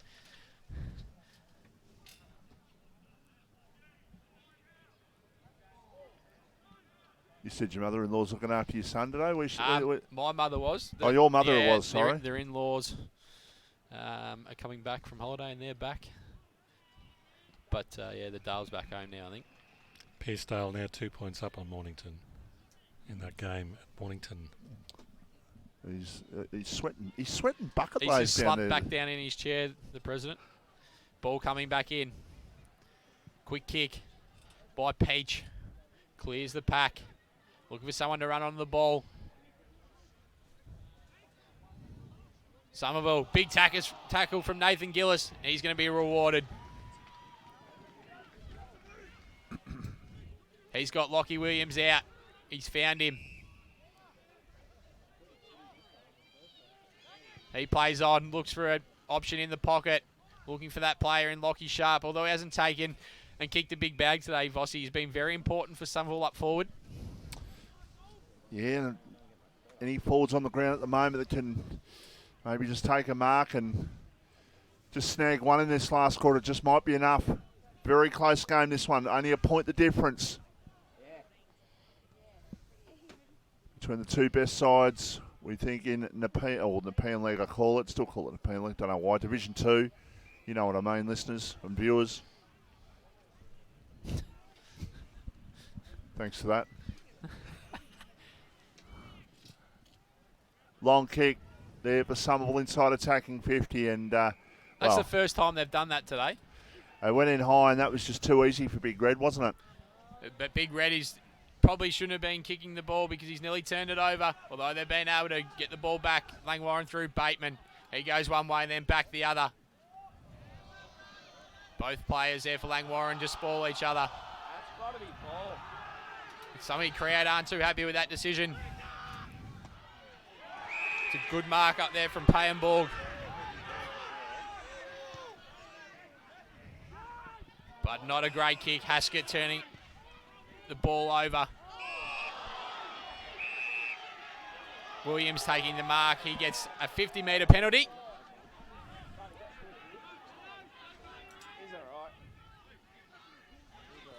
Jake Haskett's had a very good game today, hasn't he? Yeah, he really has. He's rebounding 50 has been sensational, and he started a number of attacks for Somerville Vossi. That's his game. 1 point the margin in favour of the visitors in Langwarrin. The G-man puts the jukes up and he's taken it.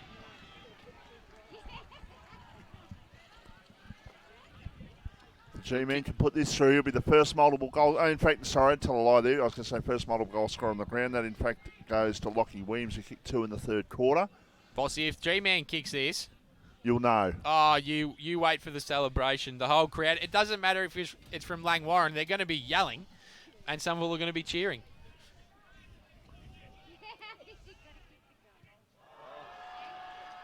Hasn't scored. So the score stays at Langwarrin 34, Somerville 33. It's a disappointing kick from Ryan Gillis. Enjoyed that by the Langwarrin crowd. Yeah, a little too much. They're still going.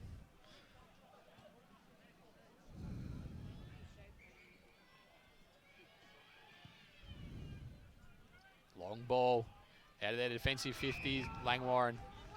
They found Hamill.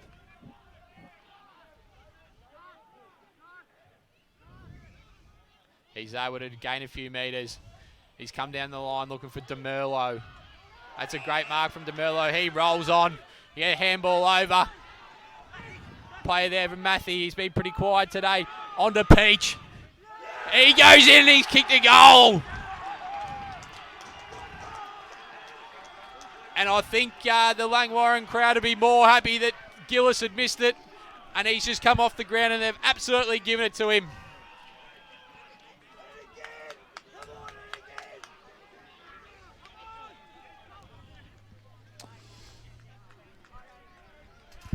Pretty ironic, isn't it? Like Langwarrin kicking out of there where all the noise is, all the supporters is at left-hand end. And, well, there was an opportunity for Gillis a minute ago. He kicks it out the full, put Somerville back in front. As it is now, Langwarrin with a 7-point lead after Blake Peach scoring his first goal of the afternoon.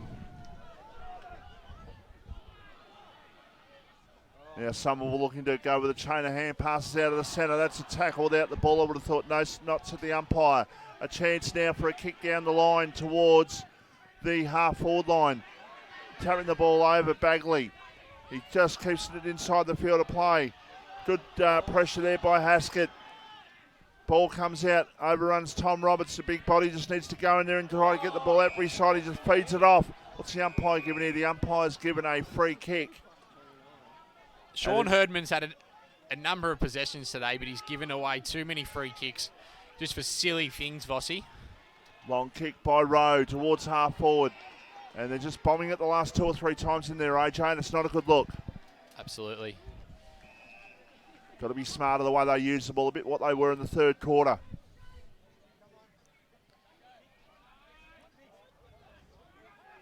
An opportunity here for Langwarrin. They're at the attacking 50. Play might have been tackled high. The umpire said yes. Now a high kick. Can DeMello take the mark? Ball comes to the back and it goes trickling off the hands and through for a behind. We spoke about a key target for Langwarrin. DeMerlo stood up in this quarter so far, but if you had a bit more of an experienced key position player around him, I think that's where he could come into it into the future.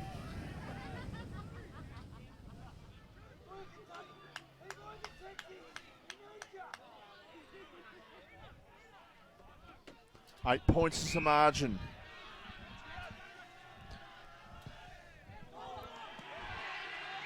It's a horrible kick in from Paddy Nagel. He's turned it over to Josh Dormer. 10 minutes gone here in the last quarter. Langwarrin up by 8 points. Premier Traditional Home scoreboard.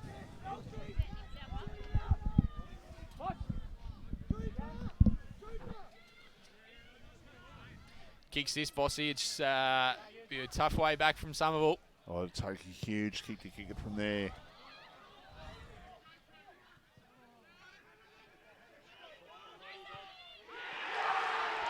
Goal to Andrew Arthur. Great crumb. Langwarrin. Dare I say that might be it, AJ? That might be it. Yeah, I think looks like Somerville might have spent a lot of their tickets just getting back in the game, Bossy. The big players at Langwarrin have stood up so far in the first 10 minutes of this last quarter. 1 point game at Mornington. Peacedale up by 1.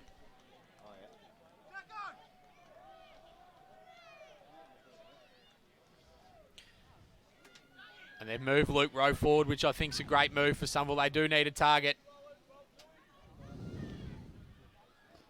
What they lose in putting him up there is obviously the player that penetrates with long kicks out of defence as well. So that's what they are losing out of defence.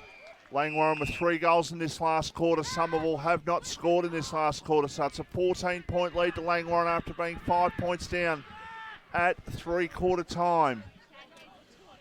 Boundary umpire to throw the ball back into play. Jake Haskett just waiting to come back onto the ground.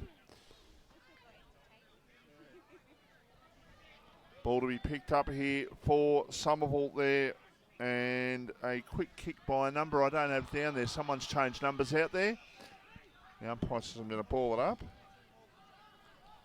Might be young Tyler Young, possibly. Oh, possibly is. Actually, Bossy, right. would you have put Luke Rowe into the ruck rather than forward? To use his athleticism, and he's still using his long kicking, and he could run off Norton? There's definitely a possibility of that. You just need a couple of Luke Rowe out there at the moment, don't you? Certainly do. Good contest from Nathan Gillis. And also Bateman. Langwarrin able to get this one forward. They've found Matthew out there. Langwarrin are going inside forward 50 once again. A downfield free kick. Zach Andrew Arthur's going to line up for his second goal in about 3 minutes, Fossey. He goes, plays on. And I do not missed. know what why. What is he doing? He went to run round on the left foot, realised that's not a good idea, and he tried to check side it, running away from goal. Why do you not go back, take some time off the clock, Vossi, and kick a set shot? Blame Steve Johnson for all this. That is a brain fade. Yeah, well, definitely a brain Royce Hart, that's for sure.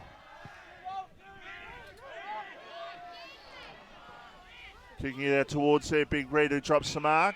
He just jumps on his opponent there in Lachlan Williams, and the umpire says ball it up. Margin is 15 points. We're 14 minutes into the last quarter. Langwarrin in control. Once again, a ball up to take place. If you're Somerville, you don't want to let Mark Bagley on the offensive side of this contest. He was just standing there all alone. The free ball that Langwarrin haven't been able to get in this game. All of a sudden, they seem to get a lot more of it in this last quarter. Whatever Josh and Blake the Snake said to them, boy, oh boy, it's made a difference, hasn't it? Certainly has. Roberts just off the ground, trying to get it forward through Haskett. That was of the Lockie variety. Crowd certainly not happy with a few of the decisions at the moment. Mantell taking a good mark for Somerville in defence. Gold Coast dropped by 8 points late in the game against Sydney. Mantell goes long, down the wing. Need a mark here for Somerville. Out the back. Nathan Gillis. Nothing coming of it. We'll get a throw in.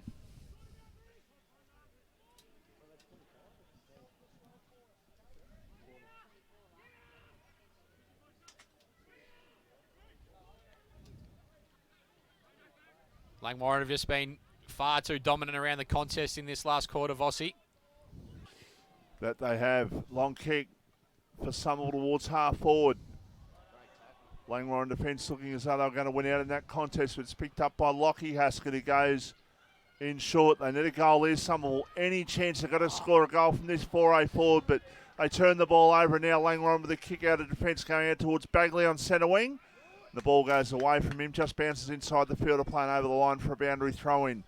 We're 16 and a half minutes into the last quarter. It's Langwarrin 6-12-48, Somerville 4-9-33. This is the Battery World of Mornington match of the day live on RDPFM. Lockie Williams doing the roving. He needs to find a target here, looking for Luke Rowe. Paddy Nagel gets the hands out to Ryan Gillis. He goes back to Luke Rowe. Gone out wide looking for Paddy Nagel. Fisted away from him. Will the ball trickle out or not? Stays in. Back to Luke Rowe. Throws the ball on the boot. Goes deep inside forward 50. They need a goal here, Somerville. Big tackle from Marshall. We'll get a ball up just outside the goal square for Somerville. Need to make something of this, Vossi. When you got a bloke as Big Red standing there in the goal square, just slaps the ball 35 metres his way. It will come back Somerville's direction though. Lockie Haskett might have been smothered off the boot. The big men just don't get any smaller. They definitely do not. We're getting towards. We're 2.5 minutes away from time on, and they just look as though they're going to win this Langwarrin from here, don't they? They certainly do. They need a goal pretty quickly here, Somerville, especially probably from this stoppage. They just need to get some momentum back into this last quarter. They need to get the crowd involved. That's what they need.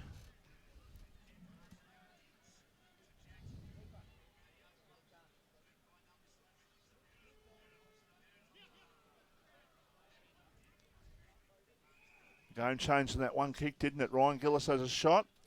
Absolutely. Kicks out in the fall, and then Blake Peach comes down the other end a minute later and kicks a goal. Absolutely, Vossi.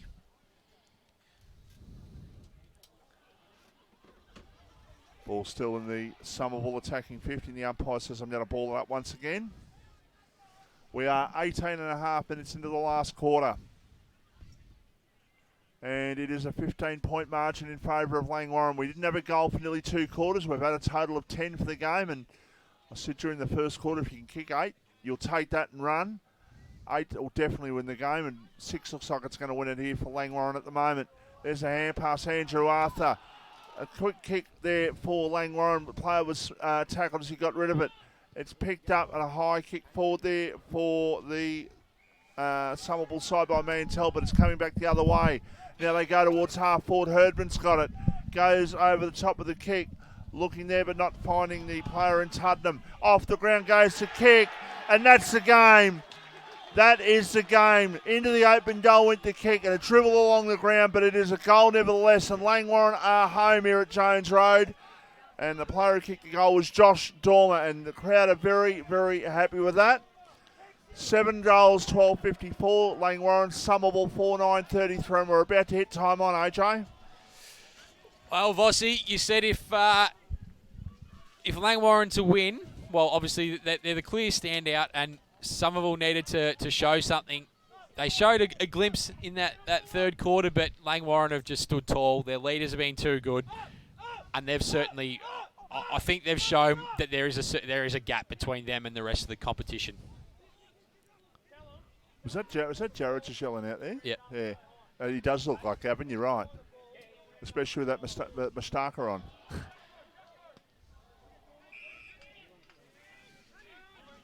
Good intercept mark there from Young. He scrubs a kick though. Can't be affording to do that at this current point.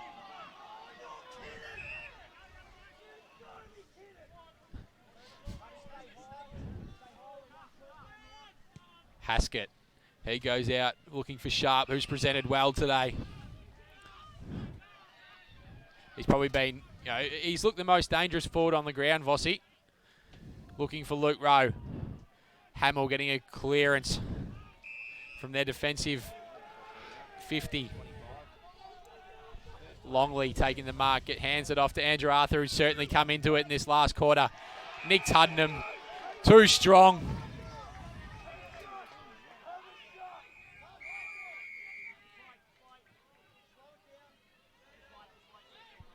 There's going to be a reversal of a free kick here, I think, Vossi.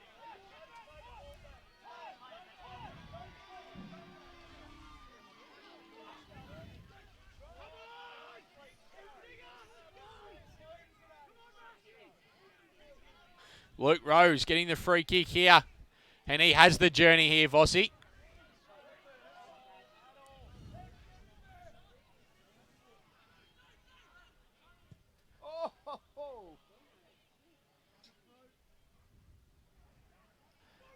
But Langwarrin are able to rebound here. The crowd's just gone silent. They don't know what's happened. Finn picks the ball up. He goes in.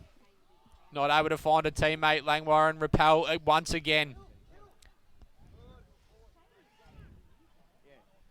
Good attack on the ball from Haskett. He's earned himself a free kick.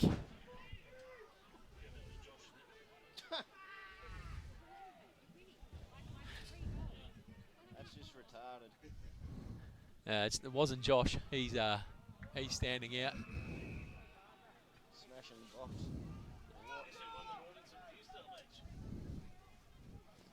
Pearstown.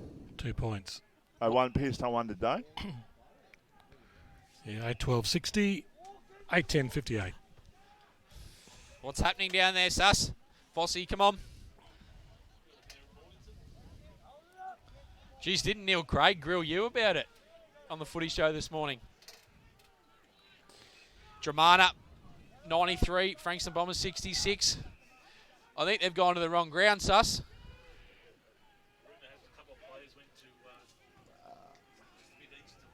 Yeah. They were playing Dramana, not against Rosebud, which is the east of Capel Sound.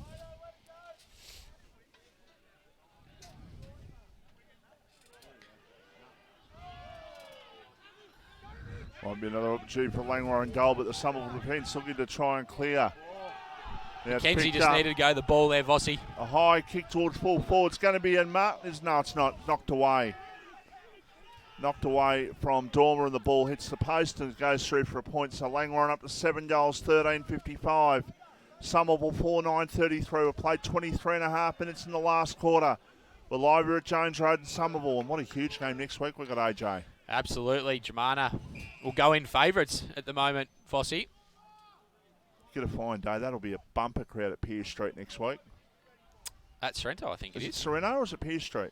Sorrento. Oh, well, you'll get a big crowd either Pines way. defeating Bomb Beach.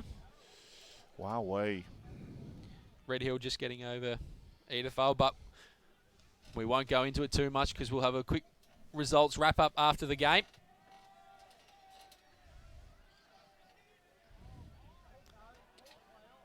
And with this game going in the 24 minutes, it's pretty much game over here at Somerville. Langwarrin are going to be too good here. The fizz has well and truly gone out of it, hasn't it? Absolutely. Langwarrin just flexing their muscles, saying and showing everyone why they're clear favourites for the premiership this year. Well, the one challenger comes up, and then they've got another one next week in Devon Meadows, don't they? Well, Devon Meadows aspire to be a challenger, I should say. Yeah, I don't think Devon Meadows are at the level of Langwarrin just as yet, Fossey. I did correct myself. They aspire to be where Langwarrin are. They aspire to be where Langwarrin are. That was extra, wasn't it? Well, they do. So I think everyone aspires to be like Langwarrin, don't they? Devon Meadows probably, well, at the moment, probably number 3 seed at the moment. Yeah, I would think so. Okay, actually, how's that game going? How Devon Meadows going? I'll tell you in 2 seconds. Langwarrin down the outside. They've found Mark Bagley. He goes in. They've hit the 100 mark over Hastings. They've got DeMerlo out. If he takes the mark, he'll just ice some time off the clock. 61 points are up, Vossi. And Ryan Gillis is just about to exit the ground. If we can get a shot of that, it's going to be quite entertaining.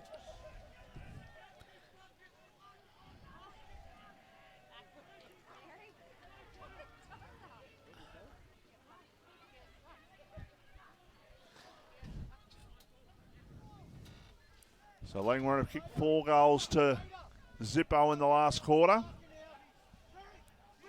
Their leaders have stood up in the last quarter, Vossi. Well, led by Andrew Arthur. At the first few minutes, they wanted an early goal. They wanted pressure put on, and they've done it very, very well in this last quarter. They were challenged. Somerville looked like they had all the momentum at 3/4 time. So DeMerlo, it is DeMerlo. Yes, DeMerlo had the shot, and he's put it through according to the crowd. Yes, he has. So Langwarrin up to 8-13-61. Somerville 4-9-33. And that is Cooper DeMerlo's second goal of the afternoon, both in the last quarter.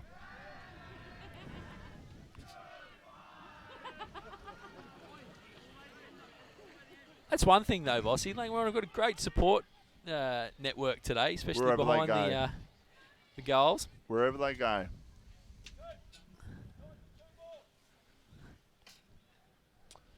"27 minutes played in the last quarter. We need to pick a Jones Lupino best on ground, Vossi. We'll have to talk about that. We'll have a quick break and we'll talk about that in a minute. Anyone standing out so far? Possibly. Possibly. He's out in front of Mark Bagley. Very smart. Just takes the ball out. We'll get a throw in right in front of where we're commentating here at Jones Road. Suns won by 14 points, my God. And I reckon Sydney are about the third best side in the competition.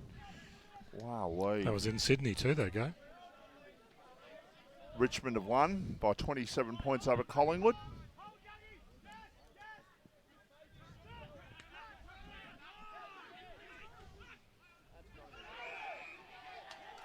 The free kick against Dan Marshall. And a good saving mark from Mantell there.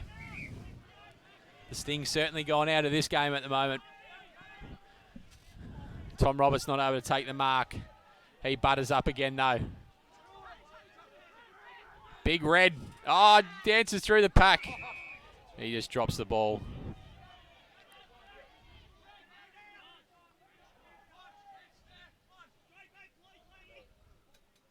Six goals to Tom Lynch in that Richmond victory.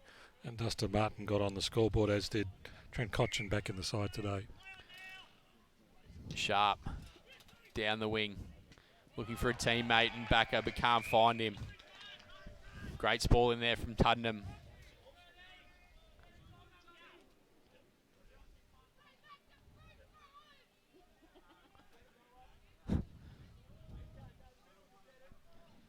Umpire throws the ball in. Williams on the left foot, looking for a target. Bounces just in front of his teammate.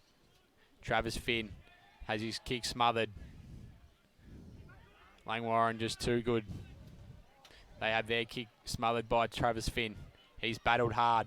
He goes in looking for a target. Mepstead can't take the mark. Just bouncing around this footy. Mepstead on the left. He goes to the top of the goal square. Fisted away from Langwarrin. Nathan Gillis looking to kick a goal. He goes on his left. He won't register a score as Langwarrin just come out of their defensive 50 and found the player there in Jack Yabenko, it looks like. Oh, he's turned it over. McKenzie. He goes in short to Williams. He looks around. He doesn't go. He goes now in short. Bursts through the hands of Luke Rowe. Tough contest still. Langwarrin come away with it. Out towards Mark Bagley. And there's the final siren. Langwarrin salute. 8:13:61. Somerville 4:9:33.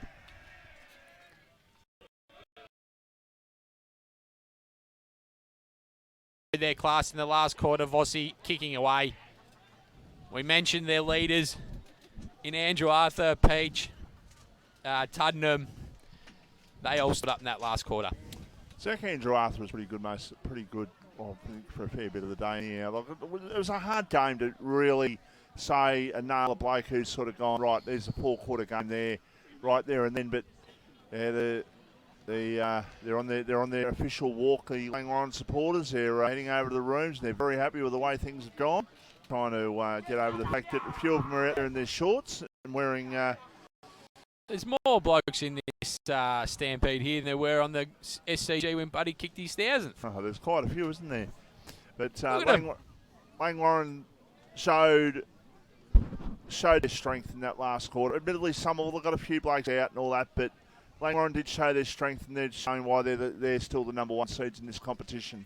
Yeah, they certainly put himself out right in front, Vossi, and there's probably not much more you can say about that. Langwarrin were great, especially in that last quarter. Obviously, he'll be chaired off, and if there's anyone big enough to lift him up. But like you said, yeah, Langwarrin, clear number one seed right now. And boys, you're any closer to finding a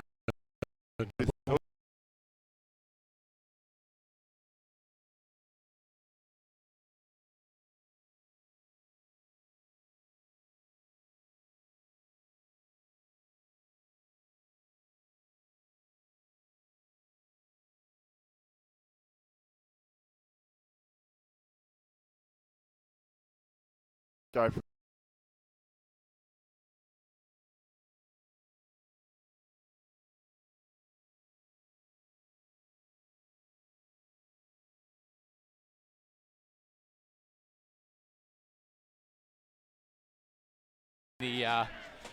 in the wet contest.